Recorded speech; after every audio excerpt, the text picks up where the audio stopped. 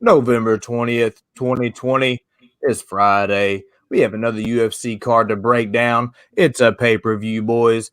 I wouldn't say it's the best one, but we got 2 championship fights on this bad boy. We got a panel of smart boys, smart guys, big hitters about to break down this card. First things first, let me slide it over to the man with the nice hair with the Talkin Hands shirt over there. What's up, P? What's going on, Mo, Brady, chat? What's going on, everyone? Yeah, we're back. Hopefully we make the money like we did last week. Let's go.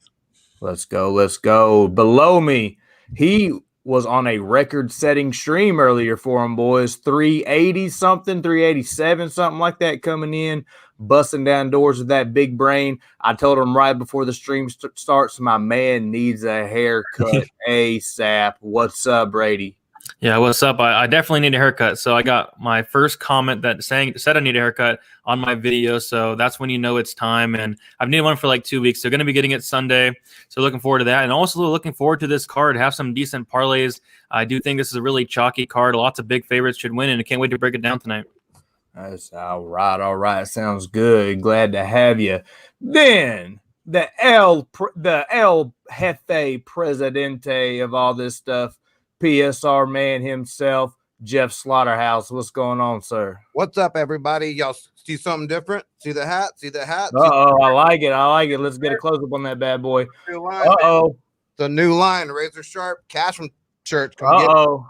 Hey, we got Don't Ask, Don't Tell in the chat already cashing stuff, boss. He just dropped a $10 dono. Appreciate that Don't Ask, Don't Tell coming in the clutch. Always expect that $10 dono. You ain't got to expect it. Don't Ask, Don't Tell is going to drop it. Appreciate that Don't Ask, Don't Tell. Thanks, Don't Ask, Don't Tell.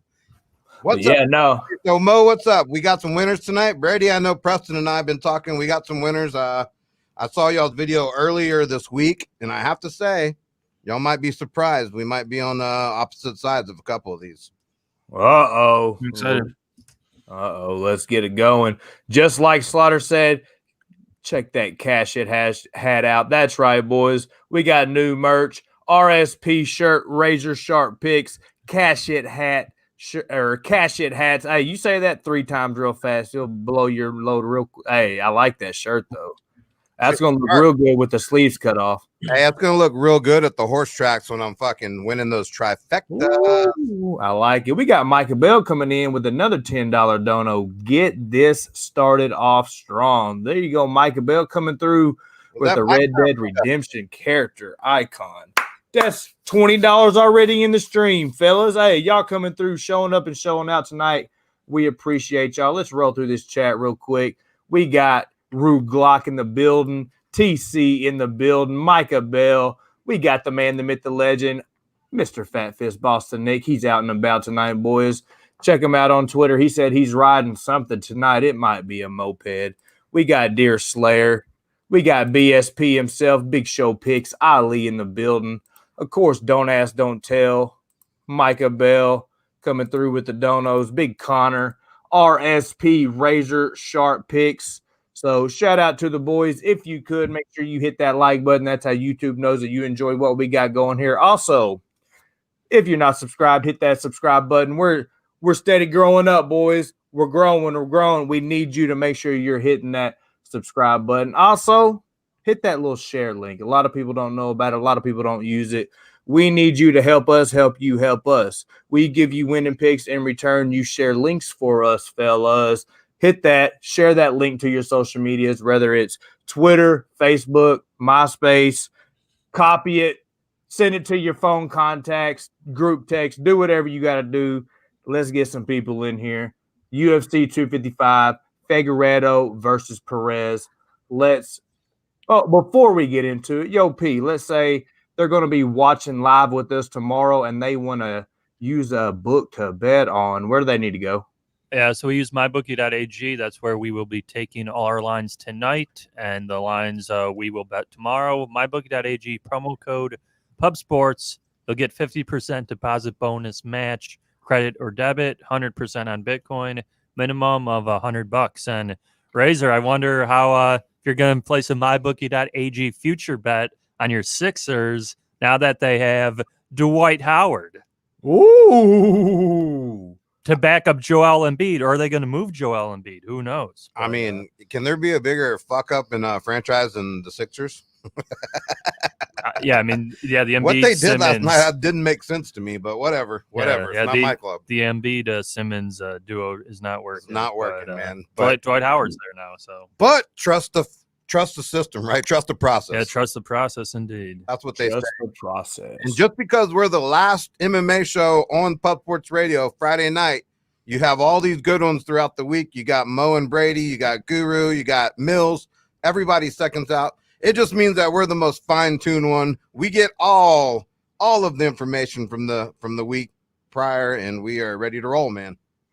That's right. We take a little bit of here, a little bit of there, sprinkle it here, dust it there, let Brady dig into that tape, get crazy, use his big brain, wham, bam, boom. We're making recipes, boys. So, first fight on the card, UFC 255, we got Cosce versus Sasha Palatnikov. Boo, I killed that name for an Arkansan. Yo, boss, you got some odds from mybookie.ag? Yep, Cosce's minus 500, Sasha plus 350, over and under 1.5, over plus 135, under minus 165. Very nice. Big brain. Pop that off, sir. Yeah, really looking forward to see the return of Cosce. We saw him on the Contender Series get a really quick knockout, and that's been the case with his whole career. All of his wins are inside the first round, and I'll say right now, I do have him in a parlay, but I parlayed him at like minus 400. Minus 500 is getting a little bit too crazy, but I mean, I can definitely see why. Watching tape on Palatnikov, his striking is very poor. I mean, he's very hittable. His takedown game's okay, but it's against really low-level guys. I don't see him taking down Cosce. If anything, I see Cosce probably taking down Palatnikov and maybe knocking him out on the ground, something like that. So I do think Cosce's going to win. I think he's going to win in the first round, just like all his other wins. And I do have him in a parlay there. Pretty confident in that. But the minus 500, second biggest favorite on the card. But I do think he gets it done, though. Very nice. Very nice. Young P, what you think about it? Yeah, I pretty much agree with Brady here with Cosce.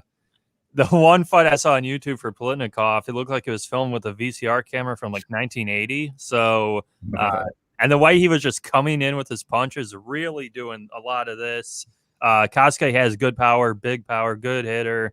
And like Brady just said, every win's been in the first round. So if anything, I would almost take that under 1.5, minus 165. So you're getting Cosce minus 500.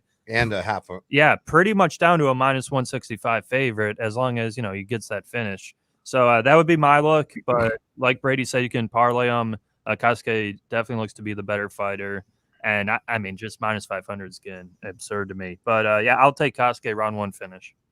Yep. No, I'm on board with everyone here, man. It's the same thing. I mean, this guy Sasha doesn't look very impressive to me at all. He'd have to grab a leg, do some kind of wrestling to even make it out of the first round. But with Cosce's forward pressure and his power, I think it's just inevitable he's going to knock this dude out like all the rest. So yeah, I mean, under 1.5, I think is the only way I would take this as well. I wouldn't even parlay. I mean, I just don't like putting minus 500s in parlays, so I would bet the under 1.5 and just leave it alone, or not bet it at all. Very nice. We're gonna make this panel unanimous, going Cosce as well. He has an older brother that isn't as good. He's good. He normally goes to more decision. This younger brother, Lewis, he comes in. He's a killer. He's gonna come in. He's gonna attack. And, round one, round two, probably round one, finish. So I'm going to go Cosce for the pick as well. I don't know. I don't have any bet on him. I don't have any bets so far at all on the card. So if you boys can convince me, I might have to put one in tonight. I know P's probably got a nice little banger set up for us. So we're going to check that out. Yo, boys, we got 22 people in the chat. If you could, we need y'all to help us. Make sure you're sharing that link. Hit that like button. Let YouTube know that you enjoy what we got going here. Next up on the fight card, we got Kyle Daukaus versus Dustin Stoltzfus. You got some odds on that, boss? Yep. Daukaus comes in at minus 315.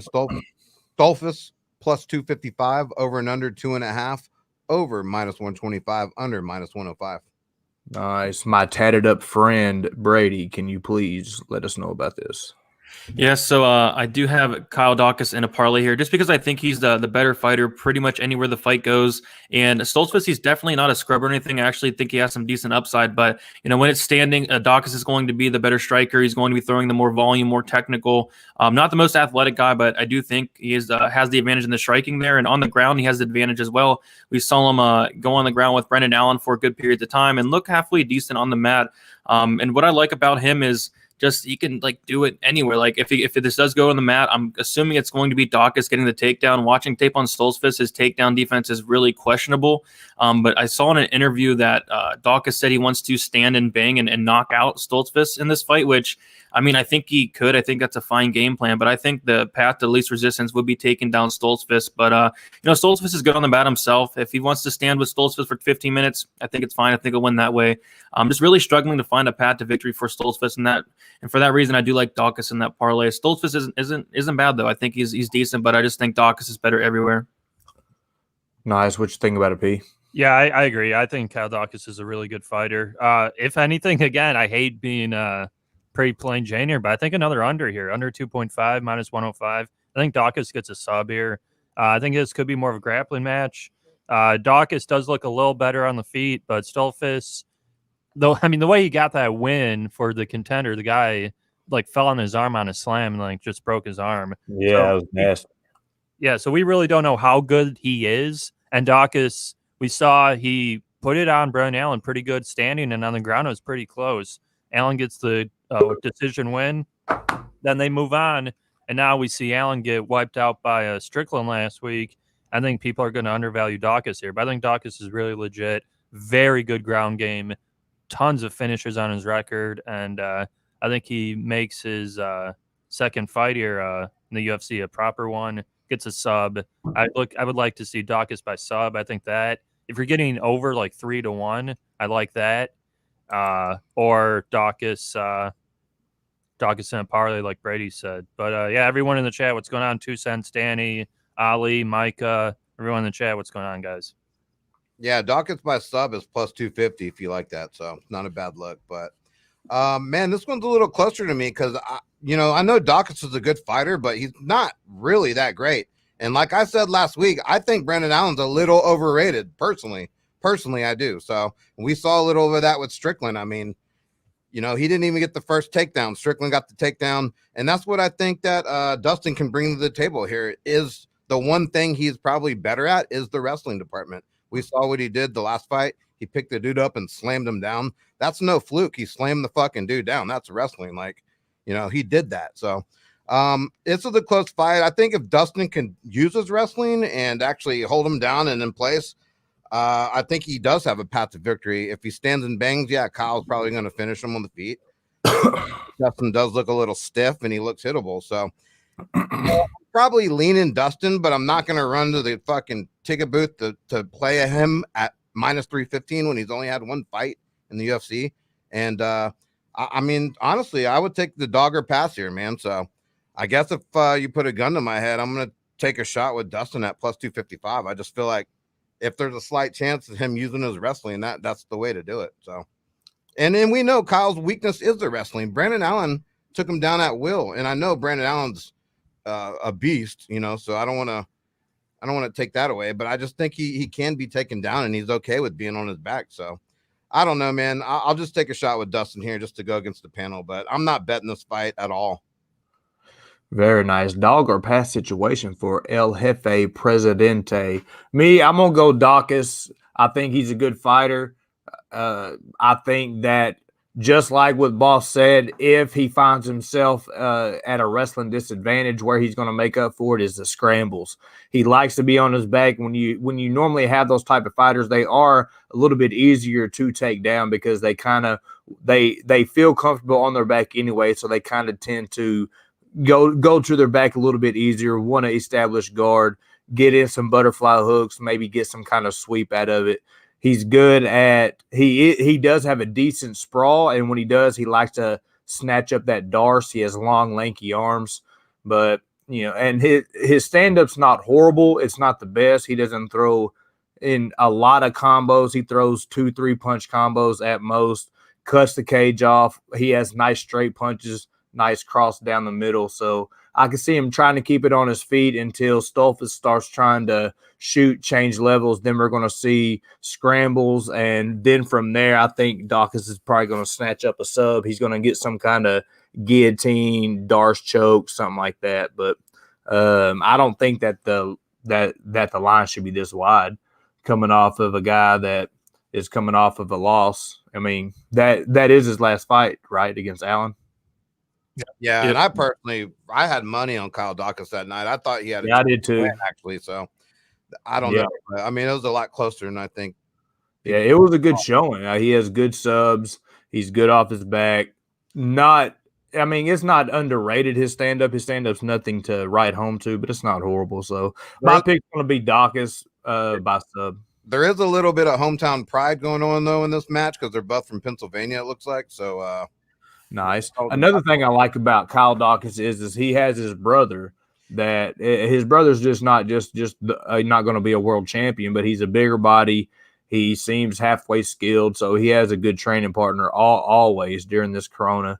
So just another little asterisk you could put on. But, yeah, no, my pick's going to be Kyle Daukaus by submission. So let's see here.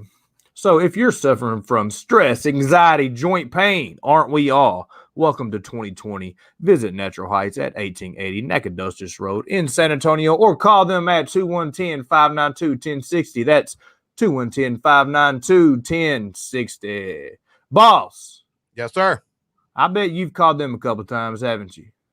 I've called them more than a few, man. I go there quite a bit. They have this product I use called Charlotte's Web, and I just take the oil, I drop it under my tongue every morning, man, and it just makes my bones feel better. So, yeah, I go see them a lot. Nice. What's up, Johnny Cardone? Next up, we got Alan Jouban versus Jared Gooden. You got some odds on this, boss? Yep, Alan Jouban comes in at -145. Jared Gooden plus 115. Over and under 2.5. Over -105. Under -125. Nice, Brady. You got some special fact bombs for us on this one? A little bit. I mean, this is a real big pass for me. I think this fight is so tough to call. Alan Jouban, I think he's the better fighter. I really do. It's just the problem is he's 38 years old, towards the end of his career, talking about retirement. His chin is not all that there. 3 knockout losses in his career. Jared Gooden, the hungry up-and-comer, he's going to be 12 years younger, I believe. So it's such a tough fight to call. Jared Gooden, I'm not overly impressed. I think he's really hittable. I think he has some good power himself, a good submission game. He's not going to submit Jouban or anything, but in the small cage, I guess I got to favor Gooden a little bit more. I'm not going to bet it, even though it's a decent underdog price at +130. But I do see a finish in this fight regardless. I might take a look at the under in this fight. I can see Gooden maybe getting it done early or Jouban getting it done late because, like I said, Gooden is very, very hittable. Not overly impressed with them as a whole, but I'm going to pick him to win here just due to the question marks with Jouban and where 38 years old, his durability is a big problem. The smaller cage, I don't know. I'm going to go with Gooden here, but not confident in it. Nice. The young horror movie lover himself, Preston, the VPP. I agree with really the chat here. A lot of hard no, super pass. Jouban isn't fun 2 years. Maybe Jouban win. Jouban is bummed from Sun location. I agree. So I would like the under a lot because Gooden, I mean, I think all of us can hit this guy in a fight with the way he fights. Every fight I've seen, he gets in these, and I don't want to say wars, but his hands are down and he's just getting cold clocked left and right. He's eating a lot of these shots, but like the fight, the guy just fought in the Contender Series and got knocked out. It was like a 50-second fight I just watched like 2 nights ago. He was against the cage just getting mollywopped, and then the ref stops the fight and he gets stopped standing. Once the ref stops, he literally falls over like a sack of potatoes. Bad. Like it was a hard knockout. And I just don't know if Jouban's going to put that pressure on like someone like that did, because Jouban in his last fight, I think it was versus Dwight Grant, they barely engaged. Like they didn't really do anything. So it's a tough fight because, it's hard to trust Jouban being his age, his chin. And I mean, I just want to see if they actually commit and strike and like get there and trade. Because if they actually trade, I would take Jouban, honestly. I would too. But If they don't, I think Gooden would probably be more active and can probably squeak this fight out. It's a pass for me. I'm gonna lean Jouban. No bet at all. No bet at all, though. Yeah, I'll just be on Preston's side right here. I agree 100% with that because, the only thing maybe you could feel maybe Jouban, this is the last of his run. He's even talked about retirement, and maybe he goes out, balls to the wall, nothing to lose type situation, and just goes out swinging. He is a pretty tricky, southpaw stand-up fighter. He's got good power in his hands, and we've seen Gooden get shook a little bit. So, I mean, I could definitely see him having the edge if he is active. It all comes down to him engaging and being active. So, it's too tough to put money down, in my opinion. I'll pass, but I'll lean Jouban. Yeah. So Brady, you're going Gooden. Yep, but definitely not betting this fight. Hey, well, I'm gonna decide it here, son. We're going Alan Jouban, but not because we think that he's some kind of genius. I think it's more of a fade on Gooden. I think we're gonna see Jouban come out, use his footwork, a lot of left to right movement. A lot of people are going to say that he's trying to run from the guy. He's trying to avoid from it. I think Jouban is going to do what Jouban does, in and out movement, head kicks. He's going to try to keep his technique as tight as possible. He's probably going to get cracked a couple times. We could be on the wrong end on that one, boys, because Jouban doesn't have the best chin, but I think it's going to hold up. Yeah. The only thing that is kind of making me as far as maybe sway Gooden, maybe a little bit, was I was watching Brady's stream earlier, and he had a guy in his chat, seemed like a pretty sharp guy, said Jouban's coming off 2 surgeries. He's coming off an ACL surgery and a hand surgery. Did I hear that correct, Brady? Yep. Yeah, and I think it like a year and a half layoff too. Yeah, I saw that too. Yeah, so that is kind of like, well, how's that going to go? But as far as this, no bet, slight lean to Jouban. I wouldn't suggest anybody just running out there throwing money on this because you don't know what Jouban you're going to see. You could see the Jouban that looks sharp, that looks like the number 15 guy in the world, or we could see a Jouban that is over the hill, wants to be a commentator and model, and is top 50 in the world. So, yeah, but right now I'm going to lean Jouban by decision. Yeah, and Gooden he has been training a lot harder since that last knockout, so he could come out looking real sharp, the younger cat, the faster guy. I mean, we could be totally off on this. So. Well, I think you just gotta read what Kim and Schmurda put up here. I'll just put it up for you guys. That's all. That to me, that's all you need to know. Yeah, that's all you need to know. That's the same thing I thought too. I mean, it's just not impressive. He was getting hit in every fight I watched, and a lot, lot. Everyone talks. He's got all this experience outside of it. But that doesn't mean you still don't look great. I mean, it's not like he's some fucking world beater here. I mean, I don't know. And UFC takes pretty much anyone, but not breaking news, but somewhat good news for Mills. Mo, I don't know if you saw it, but Mills' wife apparently retweeted him, Laura Sanko. So Mills is over the room. Oh, that mother. Nice. Yeah, because it ain't fair, man. He's got that daughter, man. He's got a little locker room. That ain't fair. It's like a cheat code. Yeah, because he goes, I appreciate Twitter likes and retweets, but don't bother me when Lauren Sanko is on doing interviews. She's the best. And Laura Sanko liked or retweeted it. I don't know. It just came up on my feed. So he's hey, it ain't fair. He has all them videos of him and his daughter training, and all the girls are like, oh, that's so cute. Hey, shout out to Millie Mills, MMA Locker Room. He has a banger of a show on Wednesdays, Seconds Out. He had Gustavo Lopez on this past week. Check that out. Nice interview, nice show. Him and Nick go through the card. Just real quick, we'll take this pause and calls. We got shows all week, boys. We got 41 of y'all in here right now. We appreciate each and every one of y'all. Just so you do know, we got shows on Monday Night Football. Tuesday, me and the brain down there, we break down the current UFC card. And we got razor sharp picks on them ponies. When we got Contender Series, we'll follow that up on Tuesday too. Tuesday's a hot day here on Pub. Wednesday, we got MMA Locker Room Seconds Out. Thursday, we got if there's a Bellator card, we're covering it. Boom. What? Thursday Night Football, we're covering it. Boom. And the ponies, we're covering them. Boom. That's Pub Sports Radio. Friday, right here, Talkin Hands. final look after the weigh-ins on whatever UFC event is coming up. Plus, you got Billy Briz coming through all week with his NFL DFS breakdowns. Check that out.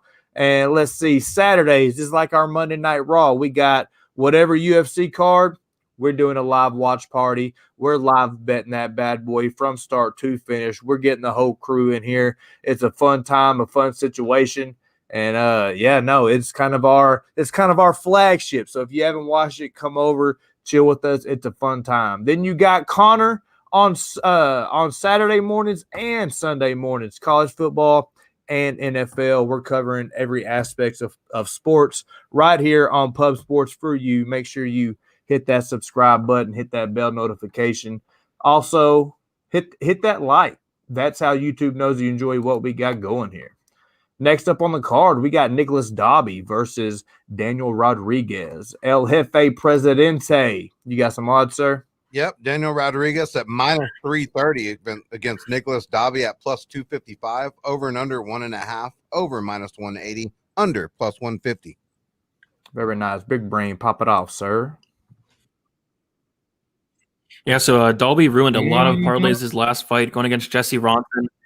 He went out there and he got dropped by Jesse Ronson, which Ronson's someone that usually doesn't have power, and got submitted by Jesse Ronson as well. And before that, Dalby was not able to take down Ronson, which again was a big red flag. I guess Ronson popped for something, but still, that's such a big red flag. Dalby, now 35 years old, did not look so great in his last fight. And Dan Rodriguez is somebody who I'm really high on ever since the Tim Means fight. Like, this dude is legit. He throws a ton of volume, over 8 significant strikes, and there's like a 3 or 4 fight sample in that as well. I remember against Gabe Green, he went out there and landed 200 significant strikes. He throws a ton, and I really like his durability as well. The dude's never been knocked out. He did get clipped in his last fight against Dwight Grant, and it was one of the best comebacks I've ever seen. He was so close to getting knocked out. He came back and knocked down Dwight Grant 3 times, ended up finishing him. It just shows the heart that Danny Rodriguez has as a fighter there. So I do think Rodriguez is getting better every time we see him. Again, really struggling to find a path to victory for Dalby. Is he going to go out there and wrestle Rodriguez for 15 minutes? I don't know if he has the cardio to do that. And even then, Rodriguez is either a brown belt or a black belt in jiu-jitsu, has a really good ground game. We haven't really been able to see it in the UFC other than him submitting Tim Means. I think it was a standing guillotine, something like that. But still, he has a legit ground game. His striking is really good. Dalby has been knocked down in 4 of his 6 UFC fights. He's never been knocked out officially, but I think this might be the time that happens, or I can see Rodriguez maybe clipping him and maybe submitting him on the mat, as did Jesse Ronson. So Rodriguez, for me, I do have in a parlay. The line is a little bit too wide, but man, I think Rodriguez gets it done here. Nice. What you think about it, Preston? Yeah, I mean, I think Daniel Rodriguez is good. I don't think he's -330 versus Nicholas Dalby good. I lean to him. But the issue with him is I think he gets hit a lot too. He throws a lot, but I think he gets hit a lot too.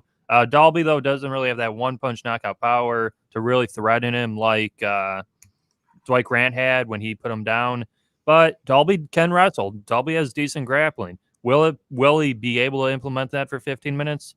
Probably not.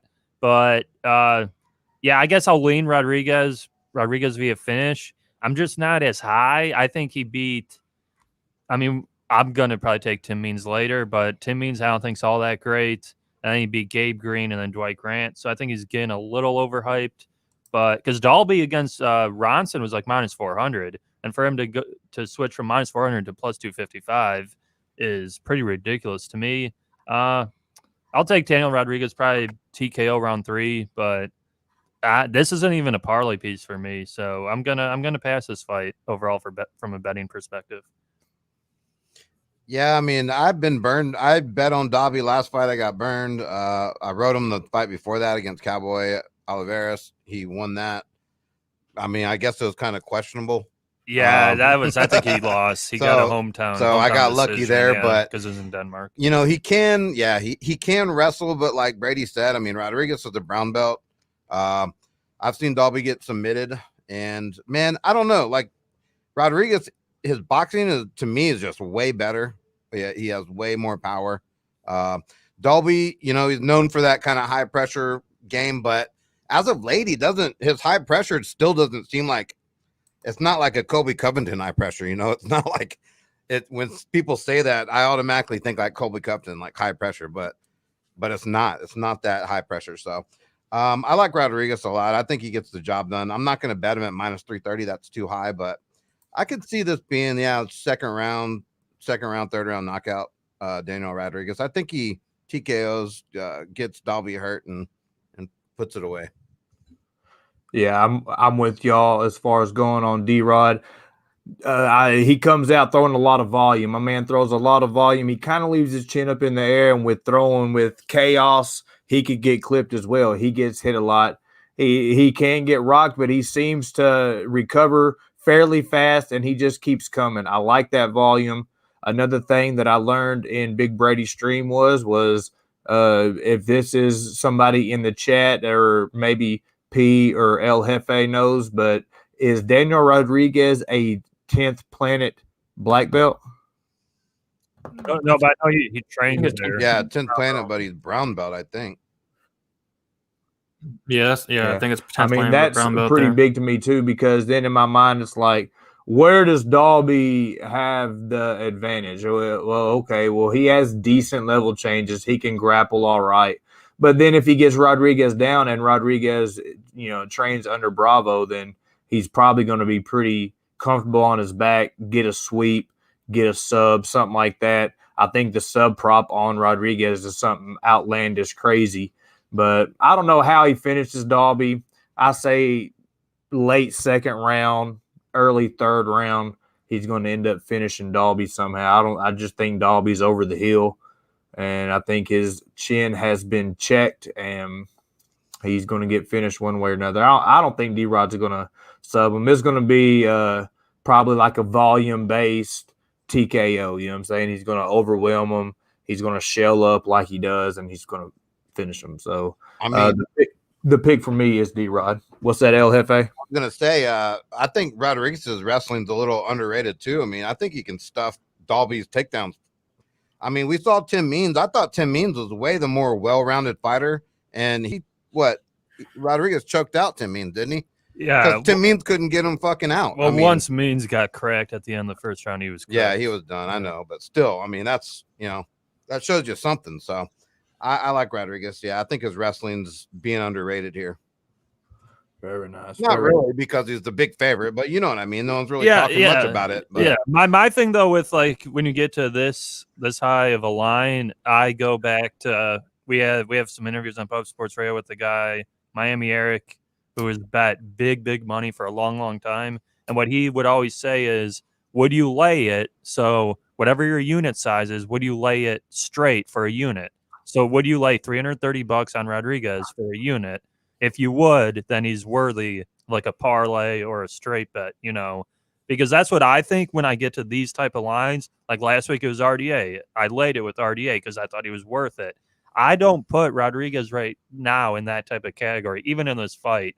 But hey, if he goes out there and kills this guy, maybe the next fight I'll put him in that category. So it's just something I tend to think about a lot. But I know other people are just wanting like the picks or parlays. It's just a little different for me. Yeah, and to me, it's like if this was the only fight on the card to bet on, I think minus 330 is worth it. I think he gets the job done. So it all depends on your perspective there. But out of 13 fights, no, it's not one that you should pick out and feel. Yeah, I mean, like I said, if he rolls this guy, I'll probably look at him his next fight. I actually think I need one more fight because I had him versus Dwight Grant, and I was like, I thought he was going to kill Dwight Grant. Like Brady said, he was very close to getting stopped, and I was, biting my fingernails because he was almost a 2-1 favorite in that fight. So we'll see. Maybe I'm just underrating him. I think I've been underrating him his whole like UFC tenure here. So we'll see. Hopefully he does the job and rolls for everyone. He looks to be in better shape than ever too. I don't know if y'all noticed, but he looked pretty good. Yeah. Yeah. Dalby's got all them new tats. Yeah, Dalby's tough, and it's not going to surprise me if this is a long fucking 3-round battle, but I don't know. Yeah, it's a pass. I'm just passing the fight. So. Yeah. Same here. So, boss, let's say you're going to the gym and you're hungry, you need to eat something on the go, or like let's say you own like your own studio and you own your own content and your own stuff, and you are going to be doing like some hours of content tomorrow, and you just might get hungry. What are you going to crack open to get that protein and all them hungers fulfilled. Well, we got a case of Built Bars. You can go to builtbars.com, get 20% off your first order. Use promo code PUBSPORTS.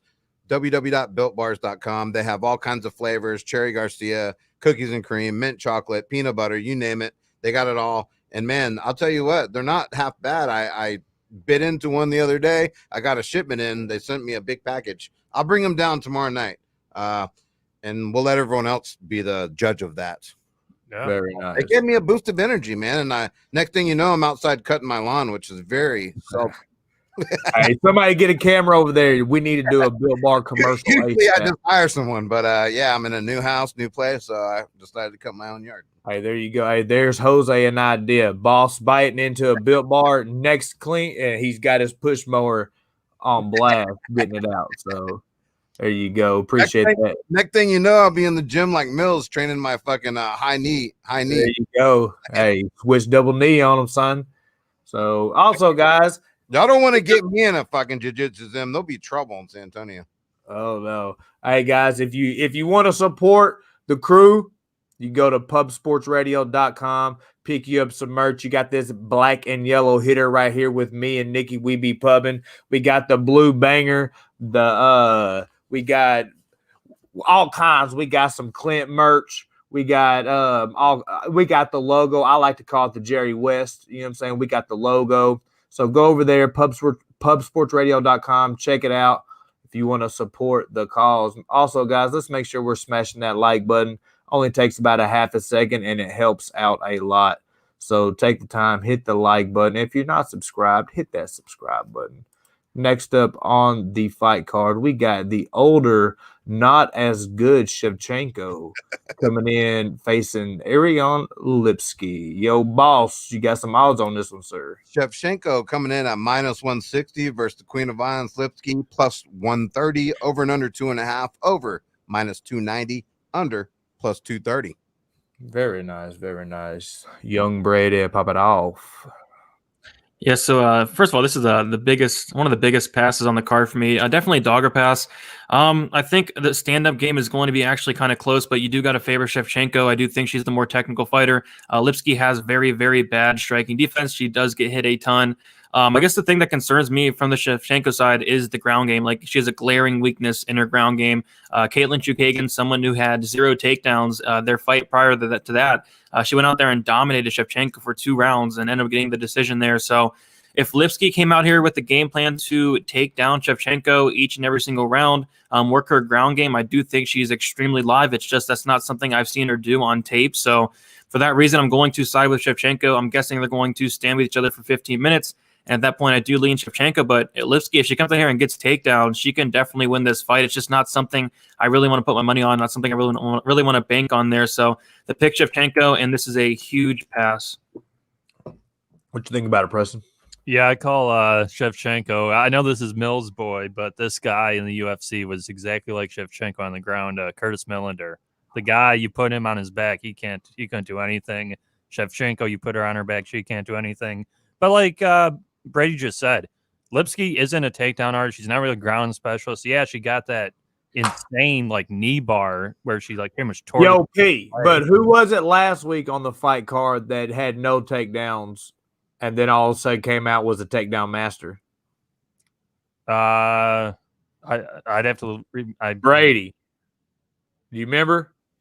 Yeah, I remember who it was. The name, it's on the tip of my tongue here. I don't remember who it was, Right. either, but there was somebody that came in with like no takedowns, and he came in and got like 2 or 3 takedowns. Oh, it was the guy I bet on, Alex. Moreno. Yeah. But he kicked his ass on the feet too, and that was like one of my best bets. So I thought he was better on the feet too against McKee. Yeah, but yeah, he did mix in the takedowns. Yeah, but here Shevchenko is, I mean, I don't want to say it's clear, but Shevchenko is, I think, clearly better than Lipski on the feet. So that's where it's a little different. Because yeah, maybe Lipski does take her down, hold her down for 15 minutes. You know, wins an easy decision, boring fight. And if you took the dog, you know, good for you. But if it stays on the feet, I think Shevchenko wins for sure. Lipski just never has impressed me. She came in, I mean, the nickname alone, Queen of Violence. She comes in with this nickname, like knockout artist. She'll do, you know, she'll just decimate girls. She comes in, what happens? She loses her first 2 fights in the UFC. Then they give her a couple layups, and now she's against, decent competition. I would say not great, but decent competition. So, I'm going to side with Shevchenko. I know I've seen a lot on Lipski just for the dog, but I'm going to take Shevchenko. So, yeah, that's what I'll go with. Yeah, and that's where I'm like, dude, this is where we're gonna find out if Lipski has any sort of IQ and if her corner's worth of shit, because there's a clear game plan. Take Shevchenko fucking down. Period. If you can't do that, you're gonna get your ass kicked. Yeah, Lipski has the power. She does have power. She's knocked out damn near everyone on the undercard, like on the regional scene. But man, she just doesn't have quite the volume Shevchenko does. Y'all know that Shevchenko definitely, if this thing's on the feet, I think it's easy decision her way. But I'm not betting this. I'm not betting women's MMA probably ever again. I don't know. I don't like to do, but if Lipski can get those takedowns, it's a whole different world. So I don't know, man. I don't know about this fight.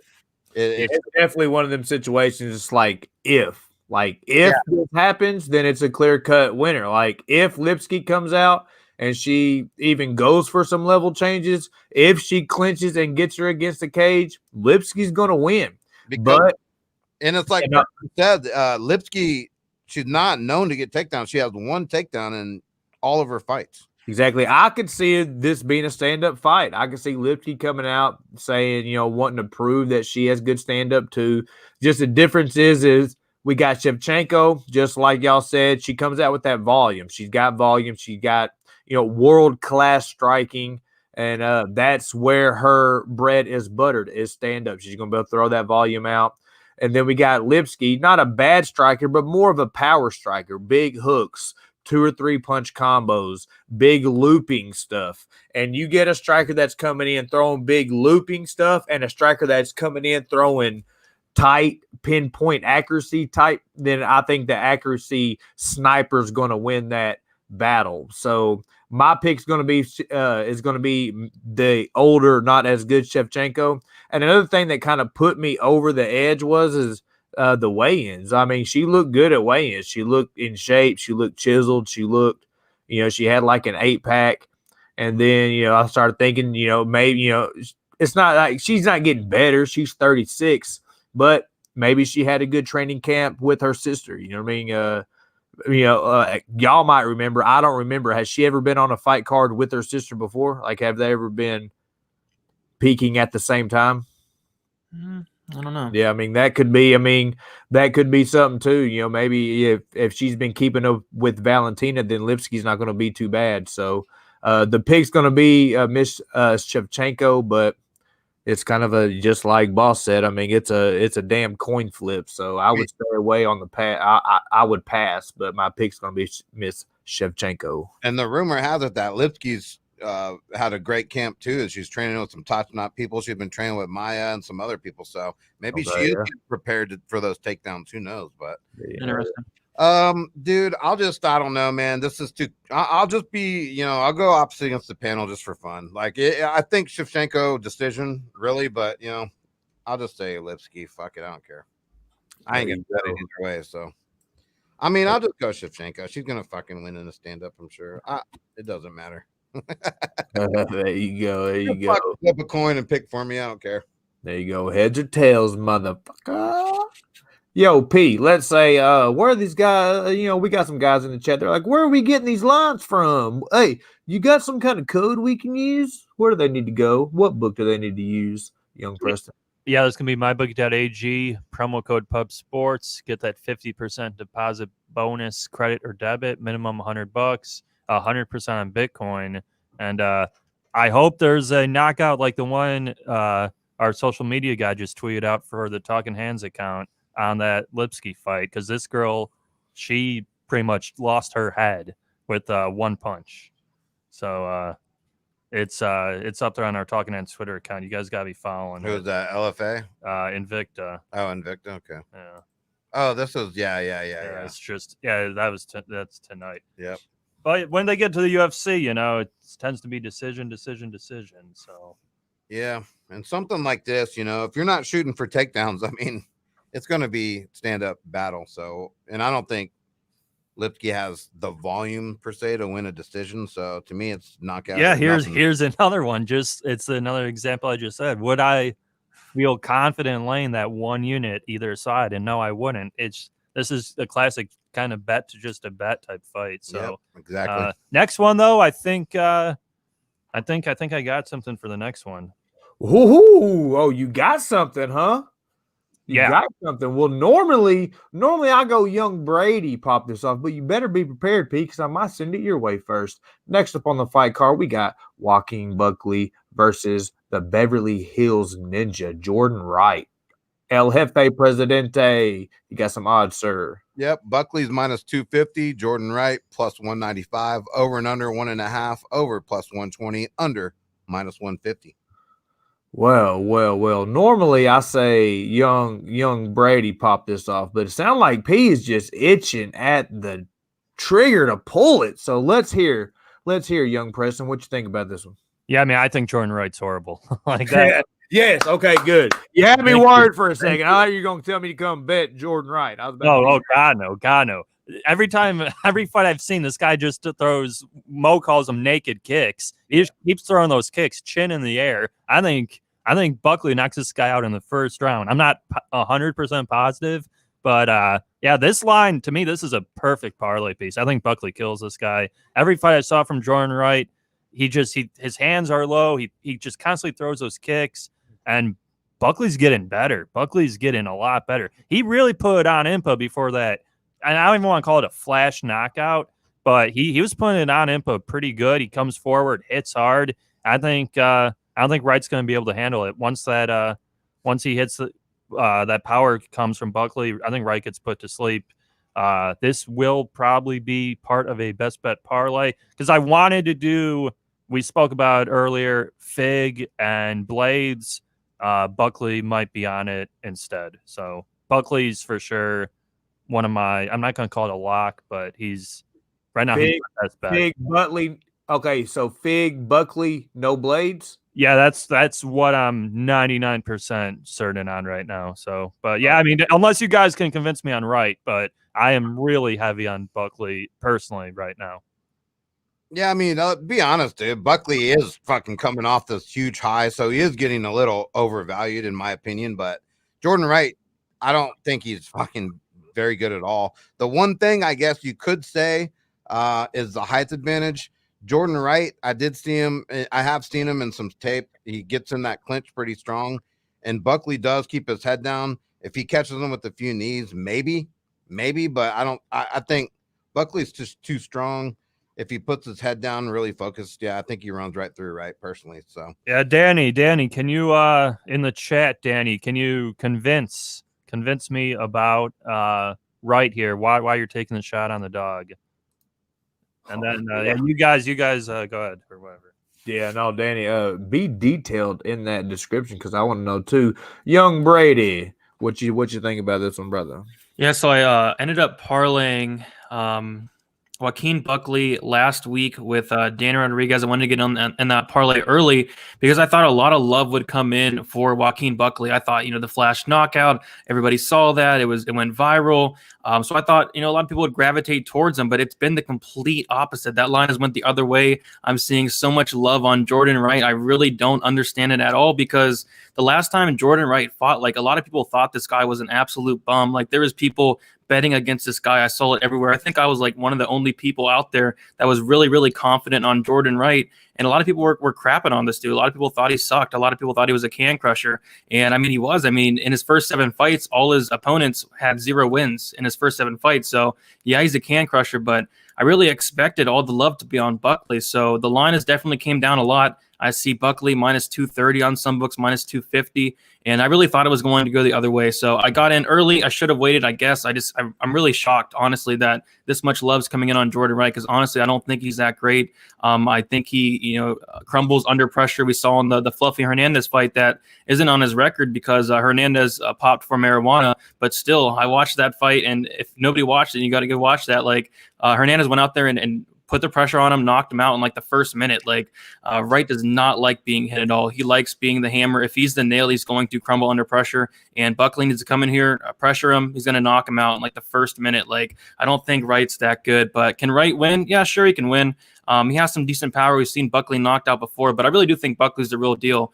He came in on short notice against Kevin Holland. A lot of people gave him crap for that short notice performance, but getting a lot more time to prepare for Impa Kasagane, he went out there and he looked fantastic. And I'm not just talking about the knockout. I'm talking about everything before that. His striking looked good. And at the weigh-ins today, he looked fantastic. Came in 3 pounds underweight, and he is absolutely jacked. So yeah, I like Buckley a lot. Have him in that parlay, and hopefully knocks out Wright in like the first minute. But I see a lot of people on Jordan Wright. I don't understand it at all.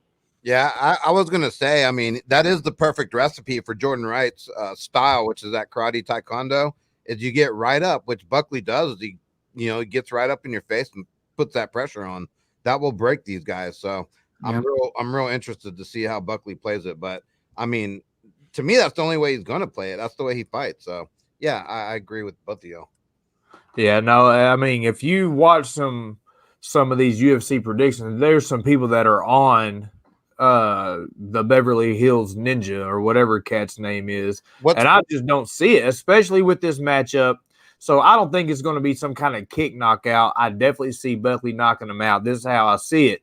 So you have a fighter like Wright. He is comfortable at range. He's a karate fighter. He's going to be on the balls of his feet, bouncing in and out, real kick friendly, just like P said. He throws naked kicks, as in he throws them by themselves. He'll throw them high. He'll throw spinning attacks. But you need room to do that. And Buckley's not going to allow him to do that. He's going to crash the gap. He's going to take all that power away. He's going to close the gap. And when you have a shorter fighter versus a taller fighter, a lot of people like to say, "Oh, well, the taller, rangier fighter is at advantage." Yeah, he's at advantage if he's at range, but you have somebody like Buckley that throws big power shots anyway. So he's going to try to throw 2 or 3 punches to get inside the range of Wright, which already leaves his chin up high. And then Buckley's going to throw that big overhand, and he's going to clip Wright. Wright's probably going to back against the cage, trying to do his kick stuff, and Buckley's going to crash the gap, big overhand, knockout, probably first round. So yeah, and what I was crazy is I was shocked when Buckley actually was taking down Impa. Like I thought it'd be the other way around, and that's how you know, like Preston said, that he's getting better. Like the guy's getting better. So he's not just when he came in, he was that typical kind of just brawler, like a barroom brawler. He liked to throw, and now he's actually got starting to really perform, I think, to his level. So he had it rough his first few get-goes, but now he's really starting to get in his, get comfortable in his own skin. So I like him a lot here too. Yeah, this is just like, to me, last week, the Moreno McKee type fight. I just think these are two guys who probably shouldn't be in the UFC, but yeah. And I agree with that. And also, dude, it's funny because what's his name last fight, Jordan Wright, that fight was stopped premature. Who knows what would have happened if Homeboy would have fucking kept going, because that dude's tough as nails, and he could have finished Jordan Wright if they would have let him just keep going. Yeah, it was a bad cut. Yeah. I mean, I know he was getting his ass kicked at first, but he wasn't done. He wasn't done. I like that. Well, Mo just put that comment up. I like that. Andrade, the like button, slam the like button. I think he's going up there. So there you go. That's a clever little title. Yeah, I would lay the 2,500 to pick up 1,000 on Buckley personally. And who knows? Let's not.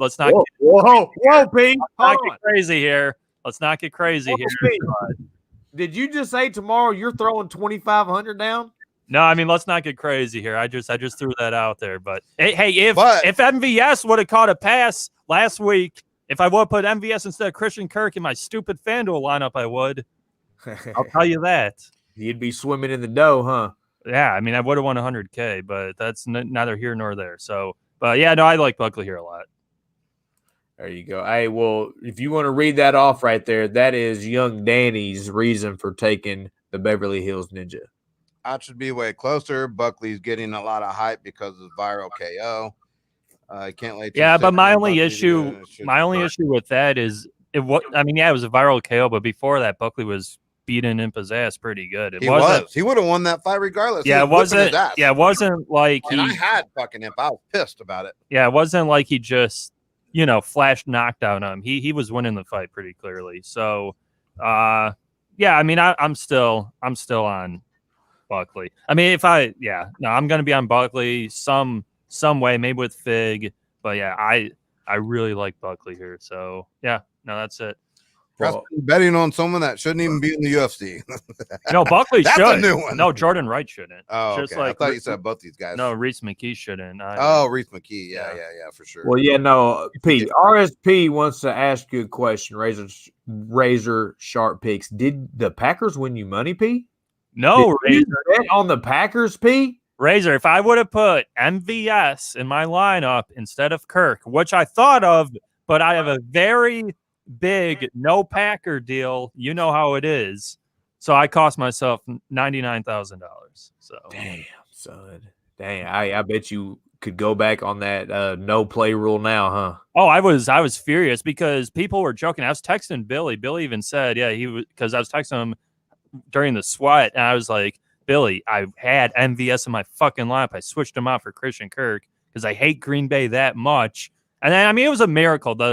Brady knows, he does the DFS, the Hopkins to Murray touchdown. I mean, it was a miracle anyway. So, we got kind of lucky, but it is what it is. Nice.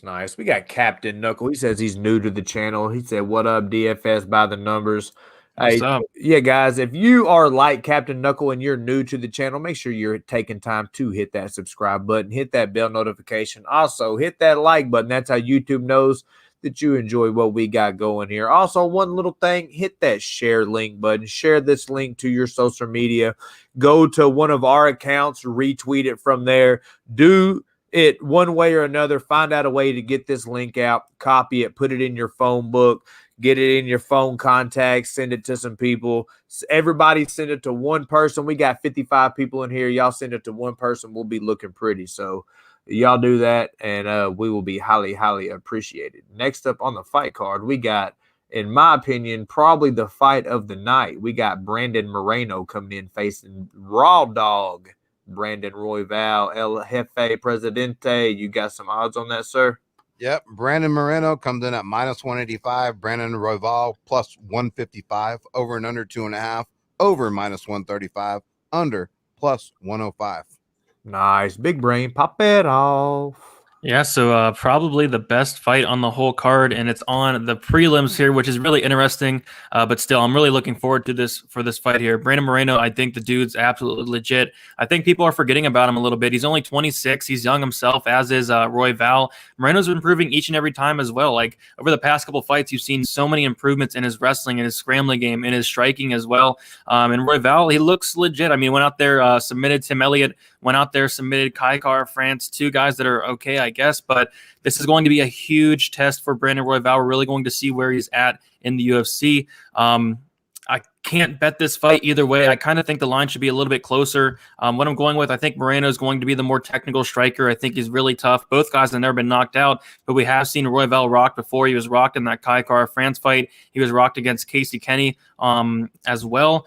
But man, it's such a tough fight to call because Royval is going to be coming forward, throws kind of not the most technical shots, but he does throw with a lot of power and the small cage as well. I think this is going to be an absolute banger. I wouldn't be surprised if somebody got finished, but I'm going to slightly lean with Brandon Moreno. I think he has a really good ground game. I think he has a really good scrambling game. I think he can get takedowns himself. Wouldn't be the best idea here, but just when it's striking, I think Moreno's going to be landing the cleaner shots, but on the flip side, like Royval is going to be landing probably the more powerful shots. So I think it should be closer to a pick 'em. I don't hate anybody that's going with the dog here. I do think there's some value on Royval, but I think the better fighter in all is Brandon Moreno, and I do think he has a chip on his shoulder as well. I think he should be the one that I think he thinks he's the one that should be getting the title shot against Deiveson Figueiredo here. So slightly leaning Brandon Moreno, but not going to bet it here. Nice. And before we slide over to the man with the nice hair, real quick, Big Brain, why don't you take a little bit of time and answer Big Gent's question right here? He says, got Fig, Calvillo, and Cosce in a parlay. What do you think? I think it hits, but I wouldn't be putting Calvillo in one of my parlays, but it should hit there. Very nice, very nice. Young P, what you think about this fight, sir? Yeah, I agree. I think Moreno's gotten a lot better. Like his scrambling ability is really good. But that's what Royval's been doing too, with just the way he'll scramble out, threaten with the subs. Moreno, if he does take him down, he has to get. I'm not gonna say he's gonna be worried because he's a really good jiu-jitsu artist as well. But Royval's gonna be constantly threatening off his back. If it stays standing, Royval does hit with big power, but Royval gets clipped a lot. So I think Moreno's a little cleaner all around. Wrestling, jiu-jitsu, probably not jiu-jitsu. I'll take jiu-jitsu, Royval, wrestling, Moreno, and overall stand-up game, Moreno. So I'll take Moreno probably by decision, but if I had to bet a dog, I think I would bet Royval because I can see. I mean, he's just rolling, and I went against him with Kai Kara France. Kai Kara France, I think was minus 220, and now you're getting Moreno at 180, 185, and Moreno's a lot better fighter than Kai Kara France. So, man, this is a tough one because I don't know if it's just hype with Royval or if Royval really is this good. You were against him on Elliott too, weren't you? No, I had him against Elliott. Okay. Yeah, that was one of the few. Yeah. But yeah, no, this is a tough one because, yeah, man, I don't know. I just don't know how really good Royval is because he is still really young, so he's constantly improving. But I'm gonna lean Moreno. I'm not gonna bet it because I just don't like to bet. But if I had to, I would probably bet Royval. But I'll take Moreno by a decision. Yeah, I mean, this one's tough for me because if anyone's been watching this show for the last 2 years, I've been rolling with Royval since LFA days. I mean, I hate to go against him, but I'm all on Moreno here. I think Moreno's just the better fighter. I mean, Moreno's wrestling, his power, his striking, to me, are better. His defense is better, although he can get hit. But Royval, he comes out wild. We saw what Kai France put him on his ass. He gets put on his ass all the time. He leaves his chin open. He gets hit. He gets dropped a lot. He's durable as hell, though. He comes back. He's, he makes it work somehow. But Moreno's got more power than that, man. And I think Moreno is going to fight with the chip on his shoulder. Alex, compared to Perez, Moreno should be in this spot, in my opinion.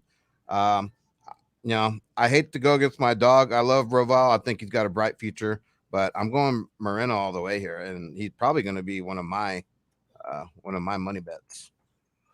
Very nice. Yeah, this one's kind of a tough one for me because I'm in the same boat as P. I was all over him when he made his debut. I think short notice coming in, just that raw dog. I was on him. I think I even took the sub prop. Normally, I'll just take a dog straight up on their money. I felt if he was going to win, it was going to be in some kind of scrambles because that's how Tim Elliott fought. I was not on him the last fight, which I should have. El Jefe was. He cashed a ticket. I think.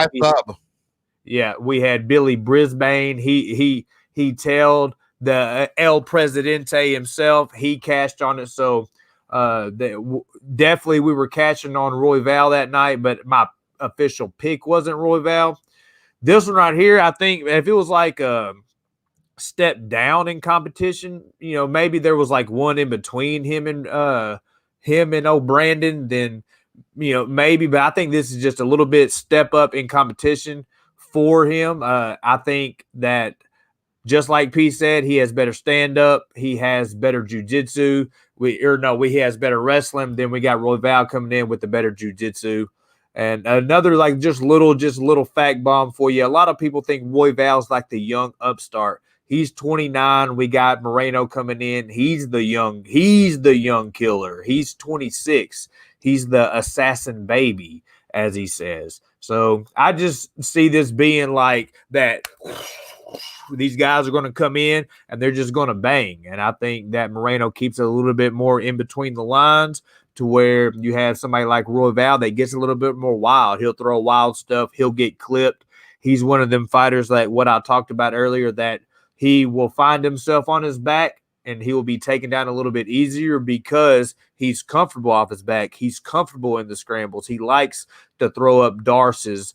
He has those long arms. He likes to try to, trap people on the ground, sweep them, do crazy stuff. And I don't think he's going to be able to do that against Moreno. I also don't think Moreno's going to finish him. I think this will be probably Moreno by decision. So yeah, the pick is Moreno by decision. I was actually going to put out there right now. I'll throw a prop bet out there. Plus 400 TKO KO Moreno. Oh, there you go. I think he does put him out. And I just want to say, if Formiga couldn't fucking submit Moreno, I don't think Royval can. Formiga on a different level, in my opinion. And then you look at Moreno, he put down Ashcroft. You know, he put him down several times. I mean, I think Moreno's a good look here. Very nice, sir. I do as well. Anybody got anything to add on this? Nope. Good to go. Yo, guys, we got 58 of y'all in the chat. That might be a record for Talkin Hands for us so far. If not, it's getting close.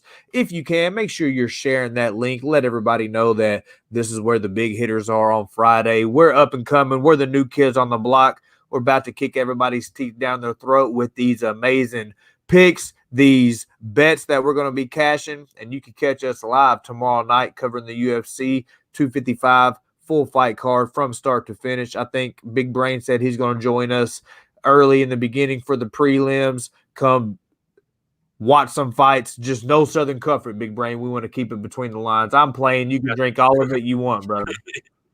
Sounds good. Yeah, if y'all missed that one time, well, I don't know if it was the last time he was on or not, but Big Brain lost a bet to Nicholas and had to drink a half a fifth of. He didn't have to. He just voluntarily got some hair on his chest and drank a half a fifth of Southern Comfort. So, shout out to you, Brady, for manning up on that one, boys. So, yes, sir.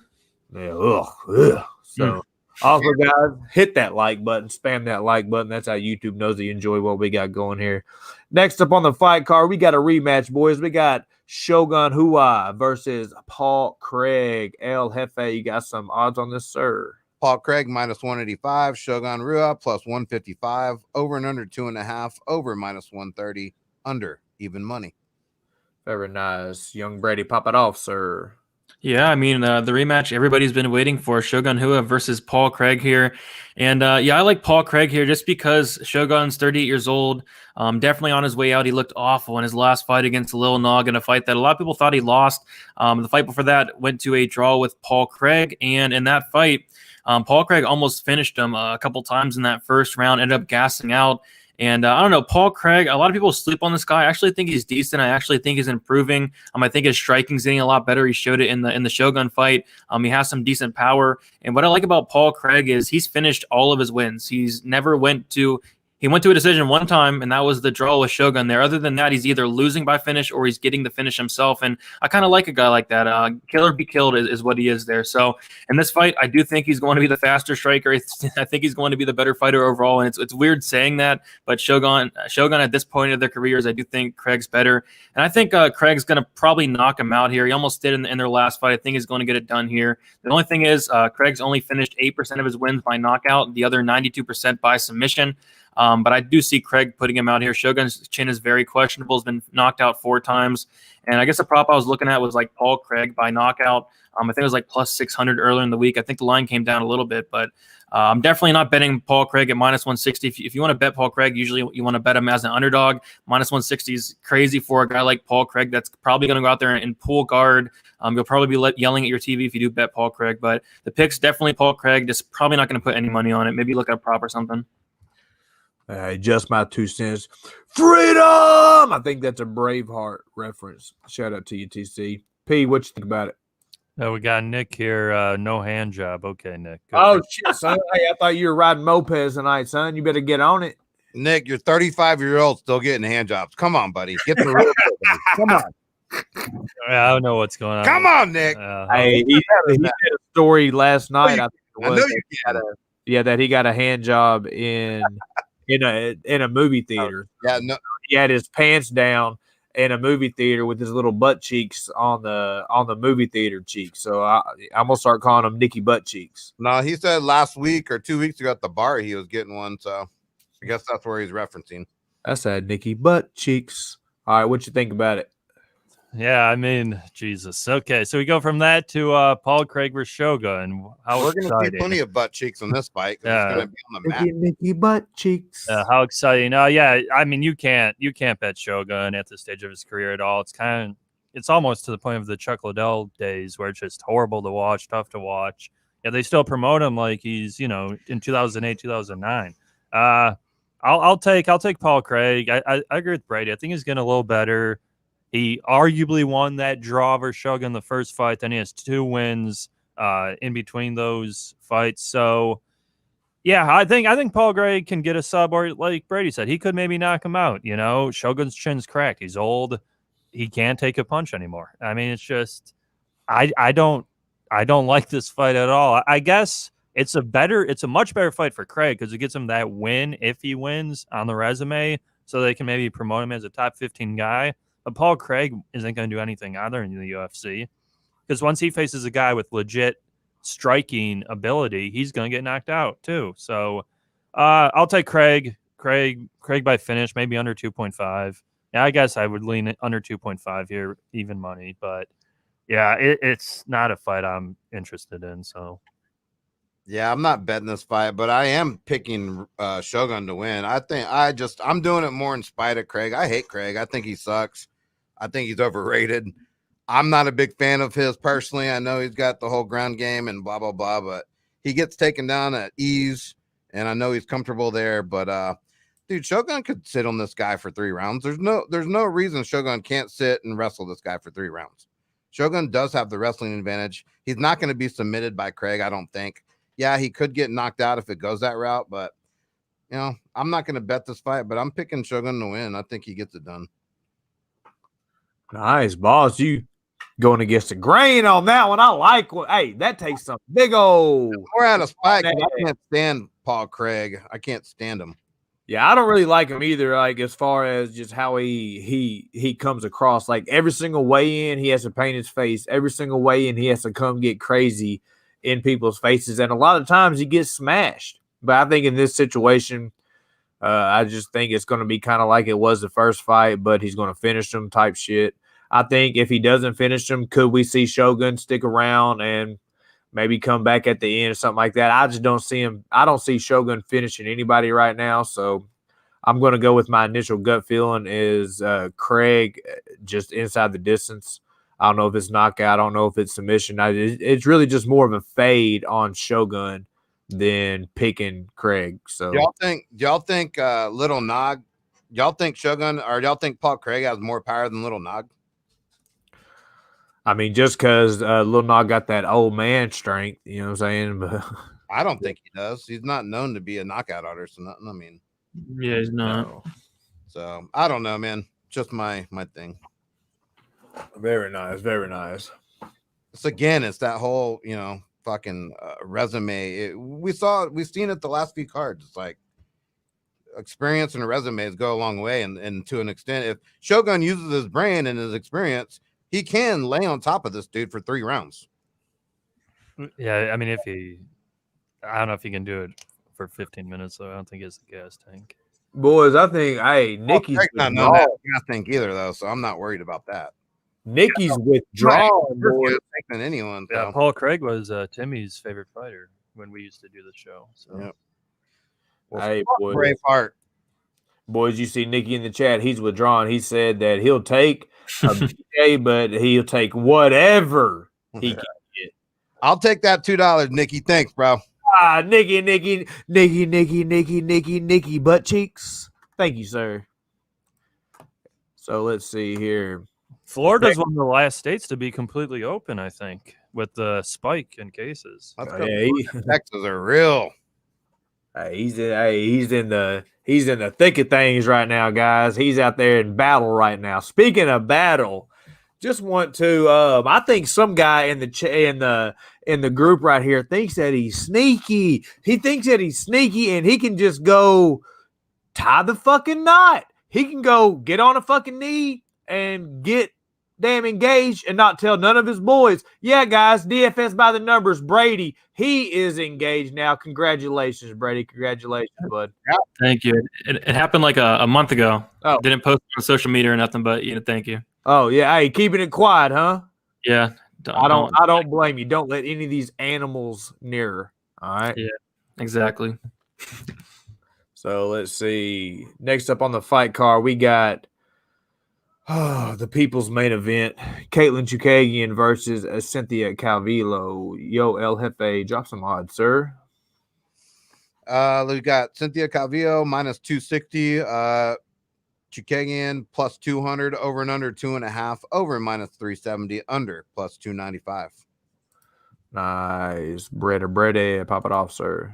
Man, huge pass here. I mean, Calvillo, I really don't understand this line at minus 245 because Jessica Andrade was like minus 150 against Katlyn Chookagian. And looking back at it now, I wish I would have pulled the trigger because I was really high on Andrade in that fight. But in this fight, pretty simple. I think it's going to be really close on the feet. I actually probably think Chookagian has the advantage on the feet just with her volume, with her reach and her length there. But what it's going to come down to for me is the takedowns for Calvillo. I see her getting a couple takedowns, some ground control. This fight's going to suck really bad, but the picks, Calvillo for sure, 100% not betting it, especially at minus 245. That's just crazy, but kind of hard to see Chookagian get a win here unless Calvillo just strikes it through for 15 minutes, then she can win. But the picks, Calvillo, going to be a really boring fight, probably some type of split decision, but I would not lay the minus 245. I think that's insane, honestly.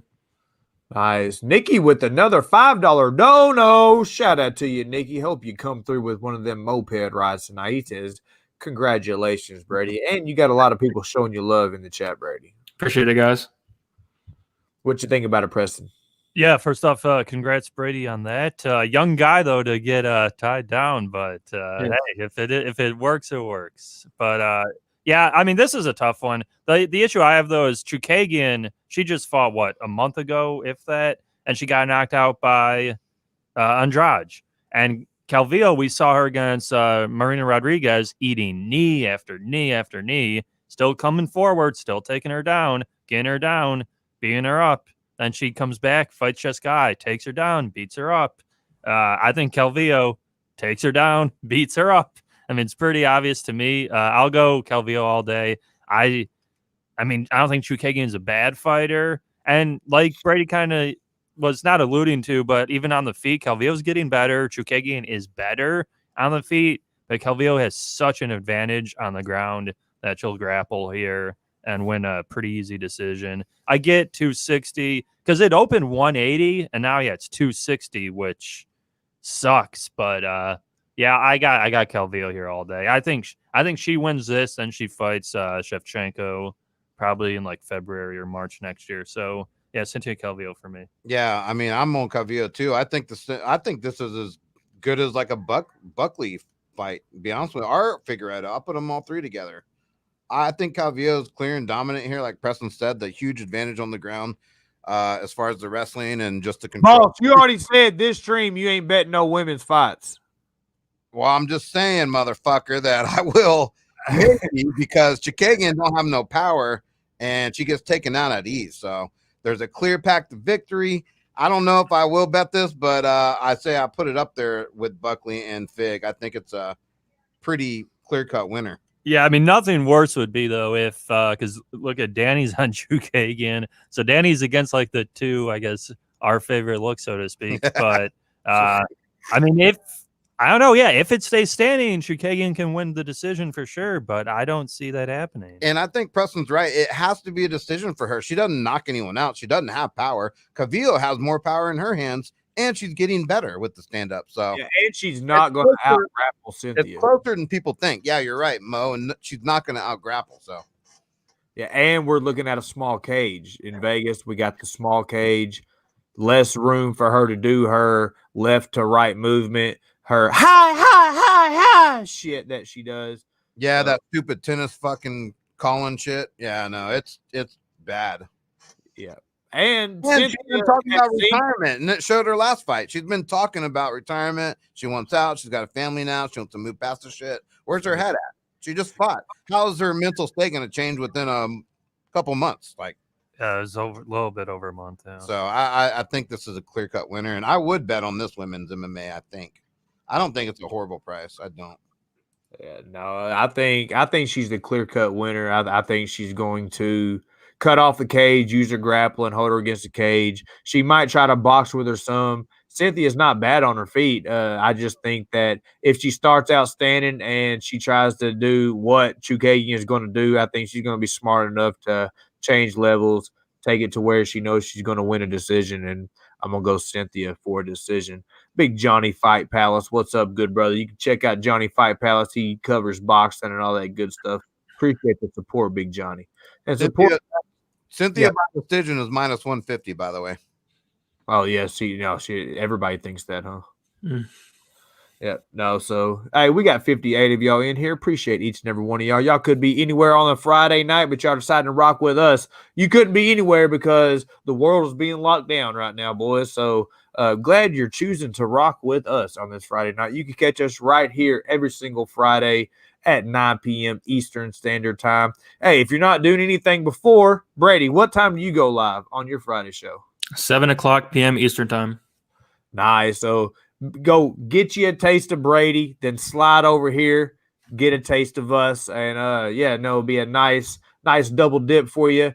Get ready for the UFC fight card that we will be waiting for on Saturday. So shout out to each and every one of y'all in here. We got 60 of y'all. Hit that like button, hit that sub, hit that bell notification.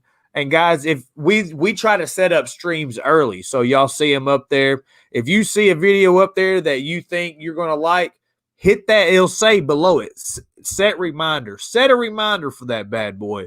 So you can come in here on the live chat. We're super interactive with the chat. So if you have any questions, we try to get to them. We try not to leave anybody hanging and acknowledge everybody in the chat. So appreciate each and every one of y'all. Next up on the fight card, we got this one right here. I'm anxious to hear what everybody has to say about this one. We got Platinum Mike Perry coming in 5 pounds overweight, facing Tim Means. El Jefe Presidente. Odds, please, sir. Mike Perry coming in at minus 125. Tim Means minus 105. Over and under 2.5. Over minus 105. Under minus 125. Nice. What you think about it, Brady? Yeah, so the weigh-ins are really crazy there because Mike Perry typically does not miss weight.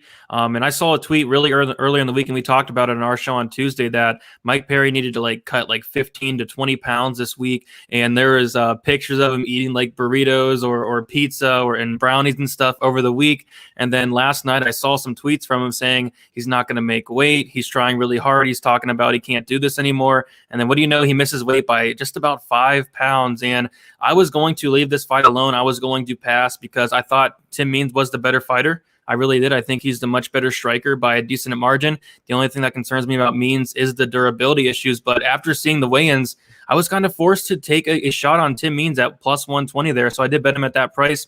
I don't know. I really question where Mike Perry is at this point of his career. The dude's out there knocking out old men at restaurants. He said he sparred once or twice for the Mickey Gall fight, and you can definitely see in that fight, his striking looked really bad. When you're getting outstruck by Mickey Gall, that is very embarrassing. And Tim Means is 10 times the striker of a Mickey Gall. So in this fight, I like Tim Means outside of him getting knocked out. I think he wins. Could he get knocked out? Sure, he could. But Tim Means is somebody that's used to be known for his durability. He went 40 fights without getting knocked out up until Nico Price put his lights out. But the durability is questionable, but I think Tim Means is the better fighter here. So the line is flipping. It is now close to a pick 'em. I do think that Means is probably going to be a slight favorite by fight time because how can you trust Mike Perry at this point? Something's wrong with that dude. I think something's wrong with him for sure. So the pick's Tim Means. I have a bet on Tim Means, and hopefully he gets it done. But would I be surprised if Mike Perry knocked him out? No, but his striking looked so bad his last fight. I think he's only getting worse. I don't think he's training. So the pick's Tim Means here. Yeah, dude's turning into that Diego Sanchez. Yo, P, what you think about this fight? Yeah, so before I get to that, I saw Big Show put up Wolf Spreads. If you guys want to download it, it's like a football app. We have Wolf Spreads, Google, Apple, whatever the Apple store is called. $2,000 every week. You can make as many bets as you want. First place gets some merchandise. Wolf Spreads, it's an app on your phone. And then, like Johnny said, they put the Canelo fight, which is actually going to be here in San Antonio at the Alamo Dome the same day as Chimaev versus Edwards. So that does suck. I don't know why they do that or how they do it. They always put boxing fights with good UFC fights. So Dana, get that shit sorted out. This fight, I'm with Brady. I'm going to lean Means. Initially, when I saw it, I was going to be all over Perry. Now, just out of just the disrespect of Mike Perry, not making weight. Like Brady said, punches an old man. eating fast food 2 days ago, mouthing off left and right. I can't stand the guy. I hope he gets cut. I hope he gets knocked out. I just want Means to win this fight. I don't know. And Means actually didn't get finished that last fight. Strapoli? Yeah, against Starapoli. Because that's the one. If Means would have got finished again, I would have been like, okay, he's done. But really, who's the one on the panel that picked and bet Means on that one? This guy. Both of them got rocked in that fight, though. Strapoli and Means. Yeah, they were both hit hard. I mean, yeah, but I thought Means was toast, and then Means came back and beat Starapoli. So he's not. So his chin isn't totally checked, right? Because Rodriguez hit him with a hard shot. Then in the second round, he was already toast and got choked out. And Perry looked like dog shit versus Mickey Gall. I thought that was the easiest bet of the year, personally, because I thought Perry was going to knock him out in a minute. And then Mickey Gall's out here outstriking Mike Perry, and Mike Perry's trying to wrestle Mickey Gall. I mean, Perry won the fight pretty convincingly, but still a little closer than it should have been. With that being said, yeah, I'll take Means here. I'll take Means, probably Means by decision, because I don't think Perry lands that big bomb. And I think Perry's going to gas out bad. I think Perry's going to come out the first round hard. If he doesn't get the finish, Means takes over and beats him up round 2, round 3. Means by decision. I can't stand Mike Perry. So please, God, Tim Means win. Man, I'm not a big fan of Tim Means. He's 36 years old. I mean, talk about old men. He's had his share of fucking fights. His chin, to me, is getting close to being checked out. He's great all around, and obviously he's all around a better fighter than Mike Perry, obviously. Man, but even watching that Strapoli fight today, I was rewatching it. It's like, I don't know, man. I don't think he's going to knock Perry out. And one thing I do want to say is I think Mike Perry's a little bit underrated in his wrestling. I think, he can always fall back on that a little bit if he does gas out. And I don't think Means is a huge threat as far as, the submissions or anything like that. So I'm not going to bet this at all, but Mike Perry, I wouldn't be surprised if he walks out to his walkout song as Smack Your Bitch Up by the Prodigy or something. He's a fucking nut. The guy's got issues and he is being very disrespectful. So why not put a cherry on the top of the sundae there and freaking come out to some shit like that? Anyways, dude, I have a fucking gut feeling. I hate Mike Perry too, but I have a gut feeling he's going to clip Tim Means and drop him. It's my gut feeling. No, there you go. I'm not going to bet it though. Cherry on the steak right there. James Boone, no, he didn't say will spread. He said wolf spread, like, wolf. You can go find our link on at Pub Sports Radio on Twitter. There you go. Go give him a follow, boys. I'm going to go Means. When I first heard this announced, I was on Perry. And then just Perry does what Perry does. You know what I'm saying? Perry does Perry shit, just like Brady said throughout the week. He's eating cheeseburgers. He's eating pizza. He's eating ice cream. But then he's saying he's not going to make weight days before he's supposed to, like 10 days or some shit. He was saying he's not going to make weight. He's just undisciplined. He comes in missing weight. He looks soft on the scales. One thing that it doesn't concern me, but it makes me think a little different is I just, right before we went live, I was watching some tape and stuff like that. And he did an interview with Schmo a couple hours ago. And he comes out and he says that people, just like Slaughter said, he said that people are underestimating his grappling and he's thinking about coming out and grappling. He said that he thinks that he has world-class grappling and he's going to come out and use it. So is he going to do it? I don't know. I don't think he probably has the cardio to do that because, his one training partner seems to be Alex Nicholson, the Spartan, the guy that couldn't make it in the UFC. So, if he couldn't beat Mickey Gall in a stand-up fight, I definitely don't think that he's going to beat Tim Means. Tim Means is sharp on his feet, nice elbows in the clinch. Perry likes to get in the clinch sometimes. Perry has sick elbows in the clinch. So this could be a war or this could be boring. My pick's going to be Means. I think he's going to come out. I don't know if he's going to finish Perry. Perry's tough. So if I'm going to bet this, I'm just going to bet that dog money line and rock with Means to probably win a decision, probably 29-28. I just think old Perry's a nutcase now. I think he's got that case of Diego. You know what I'm saying? That I don't know what the hell happened. So I think you have to be a little crazy to fucking fight, period. yeah, I think he's gone on that level. I think he's on that. Who's the person that thought that is Tony? You know, Tony thought that the government put a chip in his leg and that somebody was spying on him and all this stuff. So yeah, I guess there is a certain level of crazy. So if he has to give up 30% of its purse, I mean, if he loses, he's going to make no money, right? Yeah, if he loses, that's 20%. Yeah, I mean, no, 30 they said earlier. Yeah, I mean, and Means doesn't have bad grappling. The couple times I've seen Means grapple, I mean, he has nice level changes, a nice last double. So, and I agree with y'all. Like Means all around the better fighter. I don't know, man. There's something about him. I'm not as fond of him. And I'm not saying Mike Perry is better than Means at all. I just have a feeling. I feel you. He gets beat from the head. I mean, he could drop. I mean, that's it. Mike Perry's got a lot of power. So, and he does, man. Means could pick him apart on the outside all day. I mean, I don't know. I wouldn't go bet Tim Means though. That's for sure. There you go. I don't have any bets so far, and I'm not just dying to go bet one yet. So we'll see. I bet Tim Means the one night, and I got fucked with fucking Daniel Rodriguez. Yeah, Daniel Rodriguez. Yeah, that was a really, really bad night. Oh, God. Connor Butler's saying CTE for sure. CTE is what happened to Kayla Harrison's opponent tonight. Talkin Hands tweeted the picture. It looks like she might be in the hospital for years. Her face is bad. Her whole face is bloody. It's like a wrestling match. So it's really bad. Again, hey, Nevada won't authorize Barcelos versus Merab, but we're going to let Kayla Harrison literally almost kill a girl to death. That's fucked up. Or even let a psychopath like Mike Perry fight.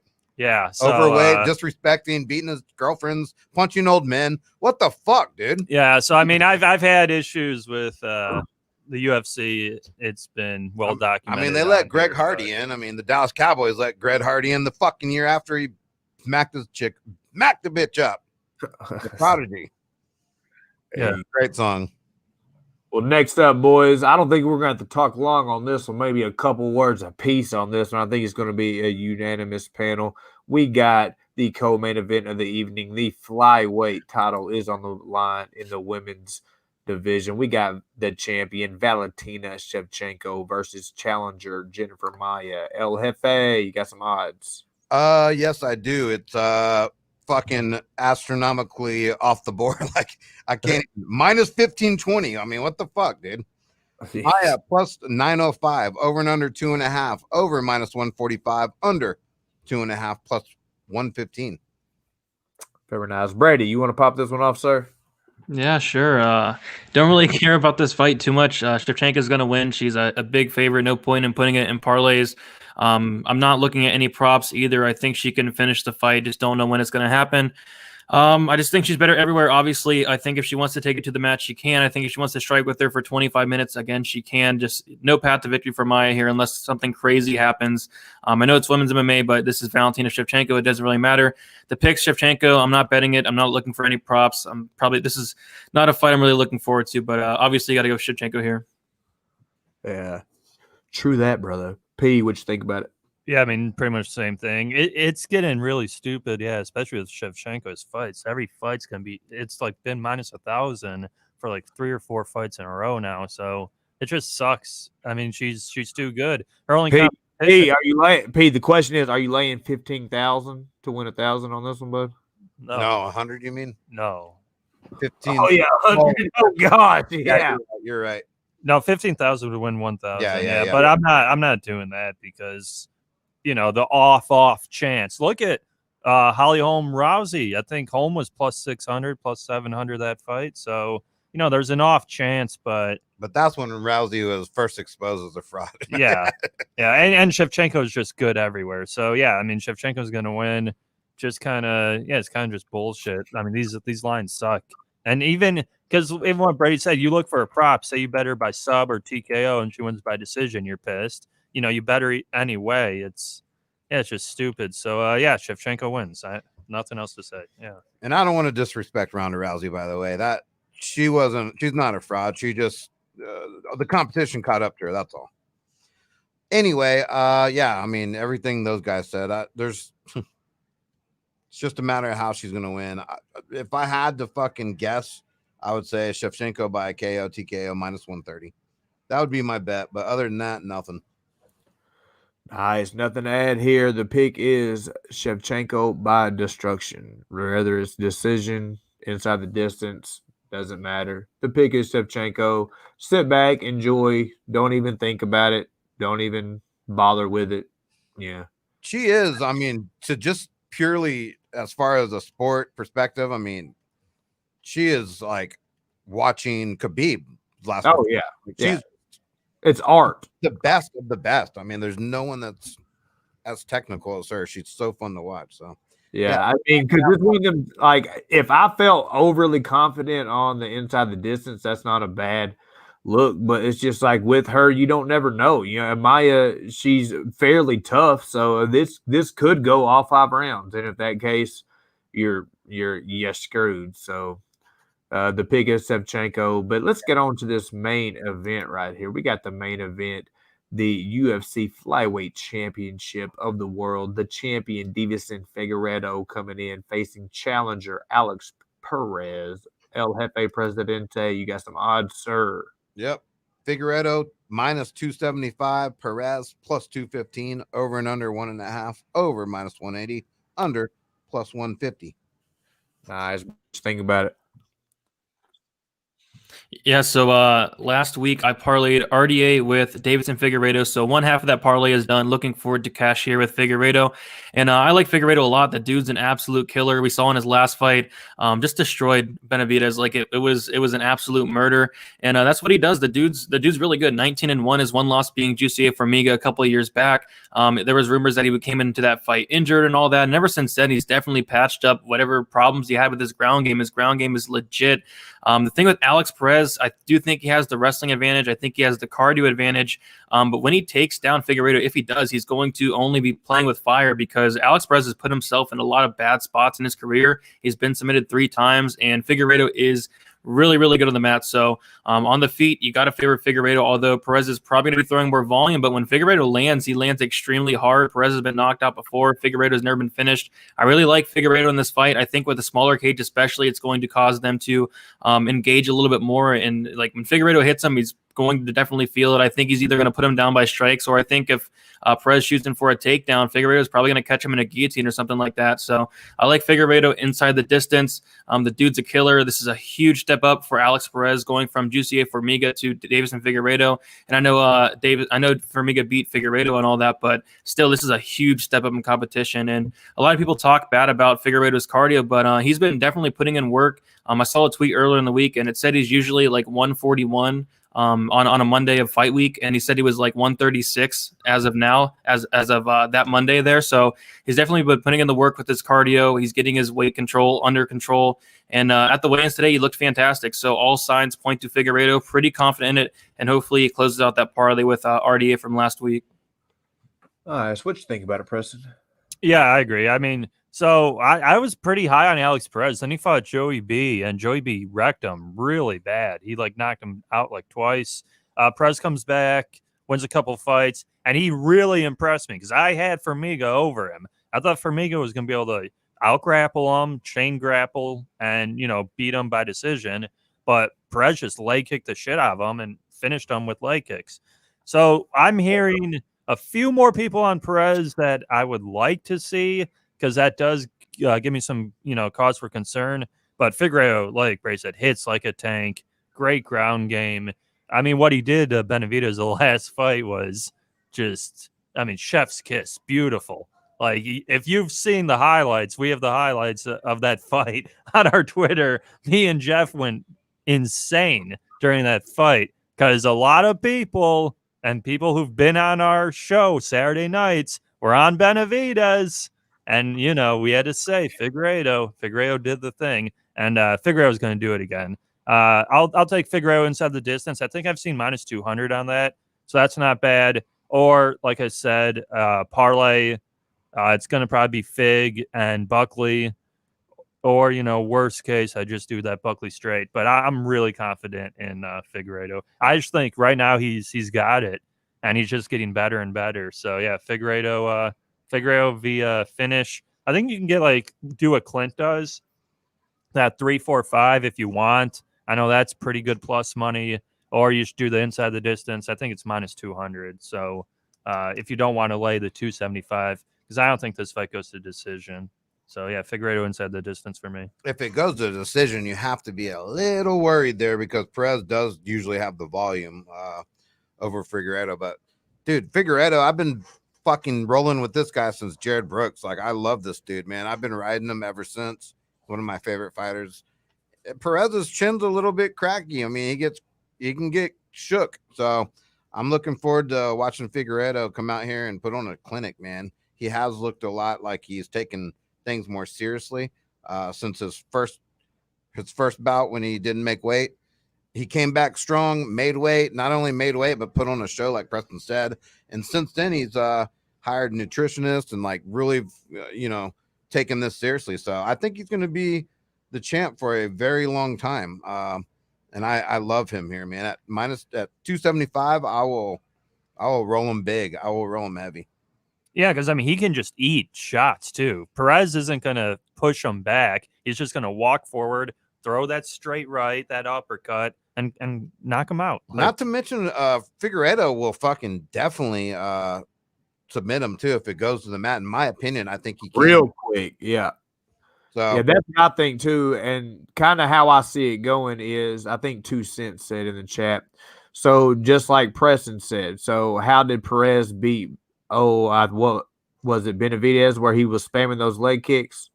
Formiga, yeah, the last fight he just leg kicked the shit out. Within a minute. Yeah, did Perez his last fight come out just swinging leg kicks? Yeah, that was it. It was like 3 or 4 cracks of the leg, and it was done. It ended in because I was very angry because I was like, "Why aren't you shooting? What are you doing? You're just taking these kicks. Like, do something, do something." Yeah.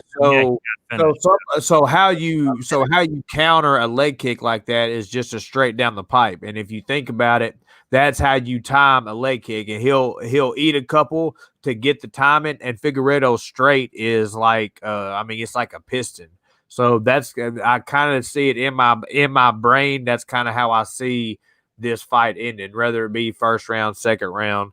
I see Alex coming out, throwing a couple, ending with the leg kick, throwing a couple, ending with the leg kick, and Figueiredo getting that timing. Third or fourth one, he goes to do it. Down the pipe it goes, combination. Then, like Boss said, once he's on the ground, he's going to jump on him, and that's why it's going to be hard to bet Fig by KO or by submission. You're going to have to do inside the distance because he can do either. You don't know what he's going to do, if he's going to jump on and hit you 25 times in 5 seconds, or if he's going to transition, take your back, throw the hooks in, throw a body triangle in, and choke you out. Like, he's super sick. So the pick is Fig inside the distance. So, yeah.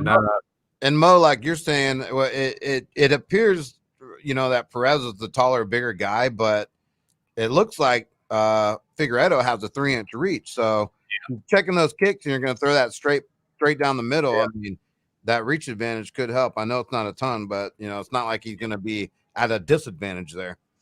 Yeah, no, true that. That's definitely one of the key attributes. And he just got power, dude. I mean, fuck.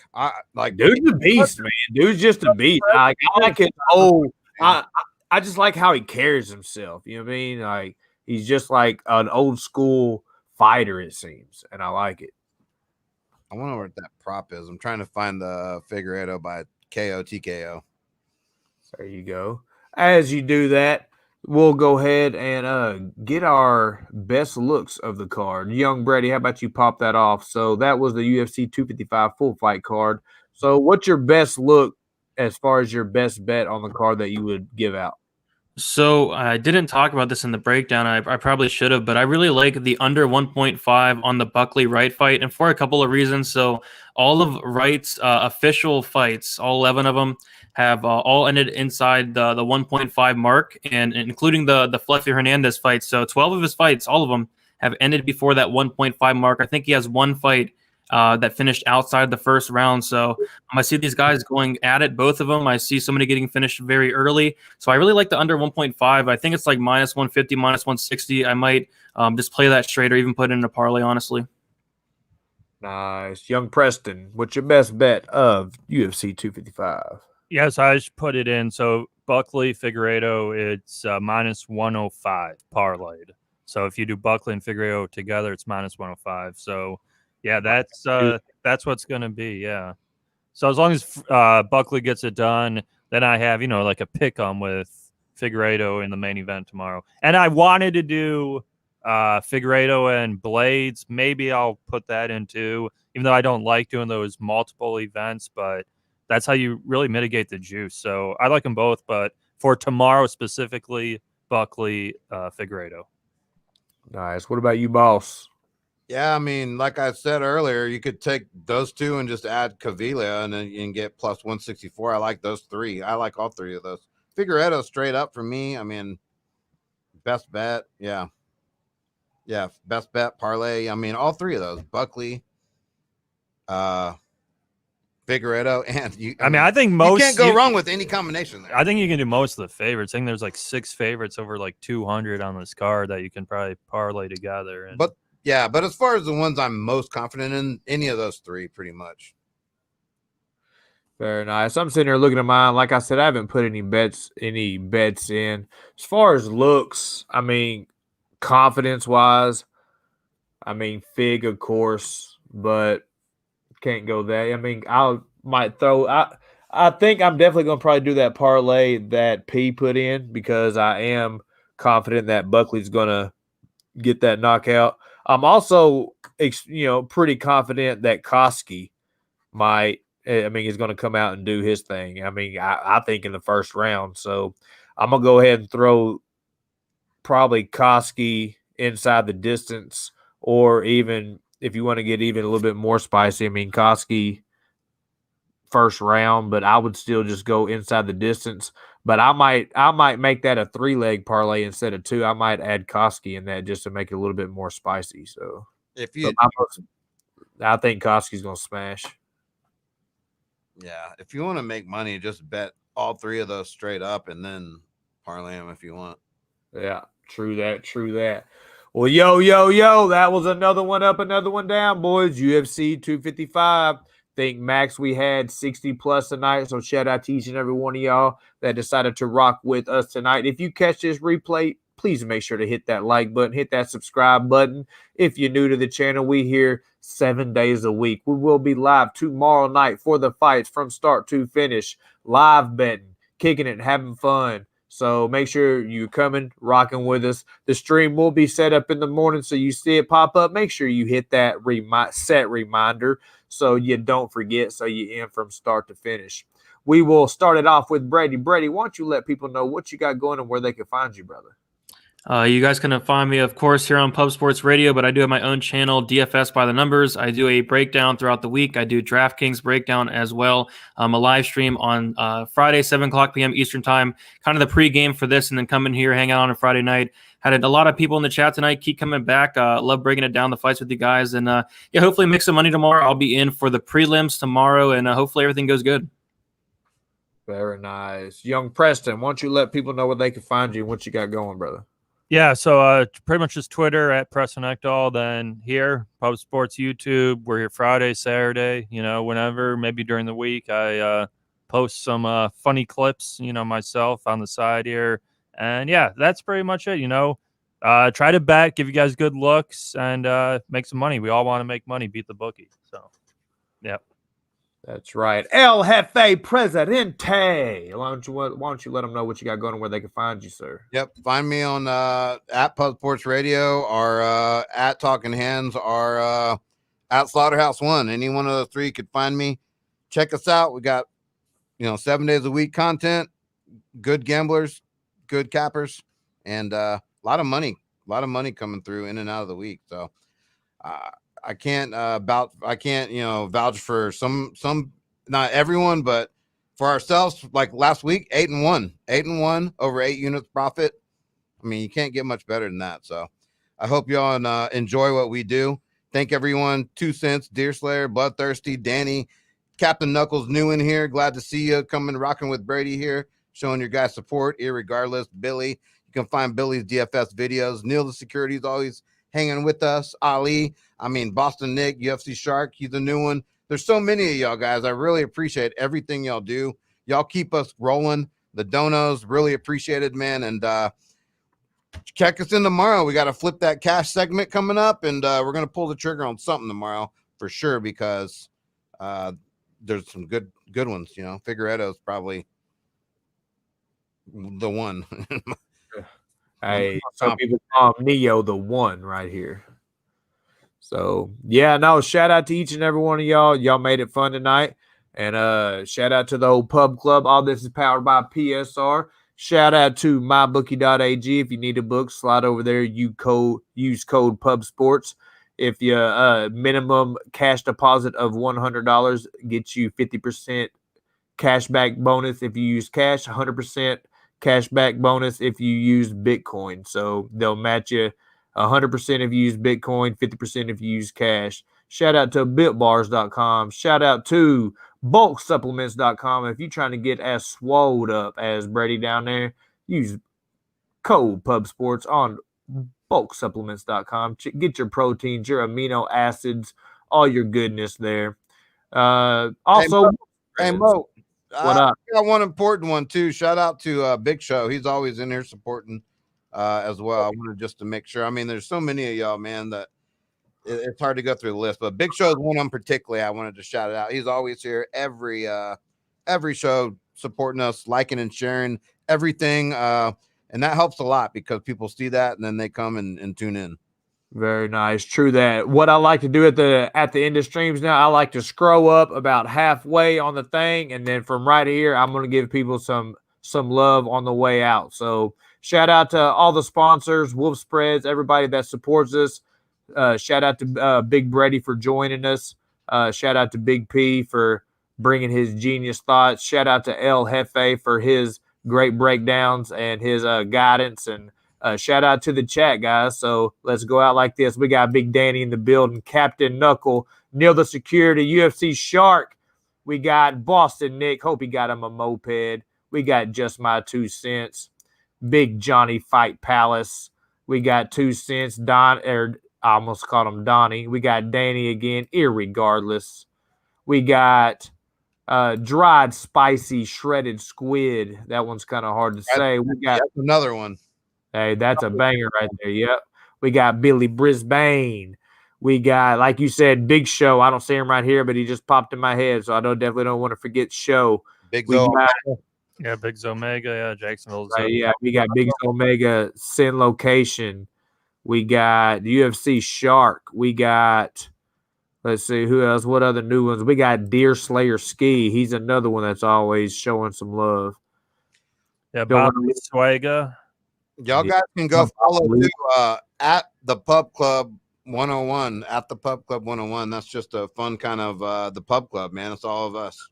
That's right, man. Make sure you follow Bob Lee Swagger, Neil the Security. There he is. Big Show, Root Glock. That's right. Listen to Root Glock. Hit that like button. So for everybody, for Big Brady, for Preston, for Jeff Slidehouse, El Presidente. This is your boy Mo, Pub Sports Radio, UFC 255. Catch us tomorrow. We out. Peace. Yep, catch us tomorrow.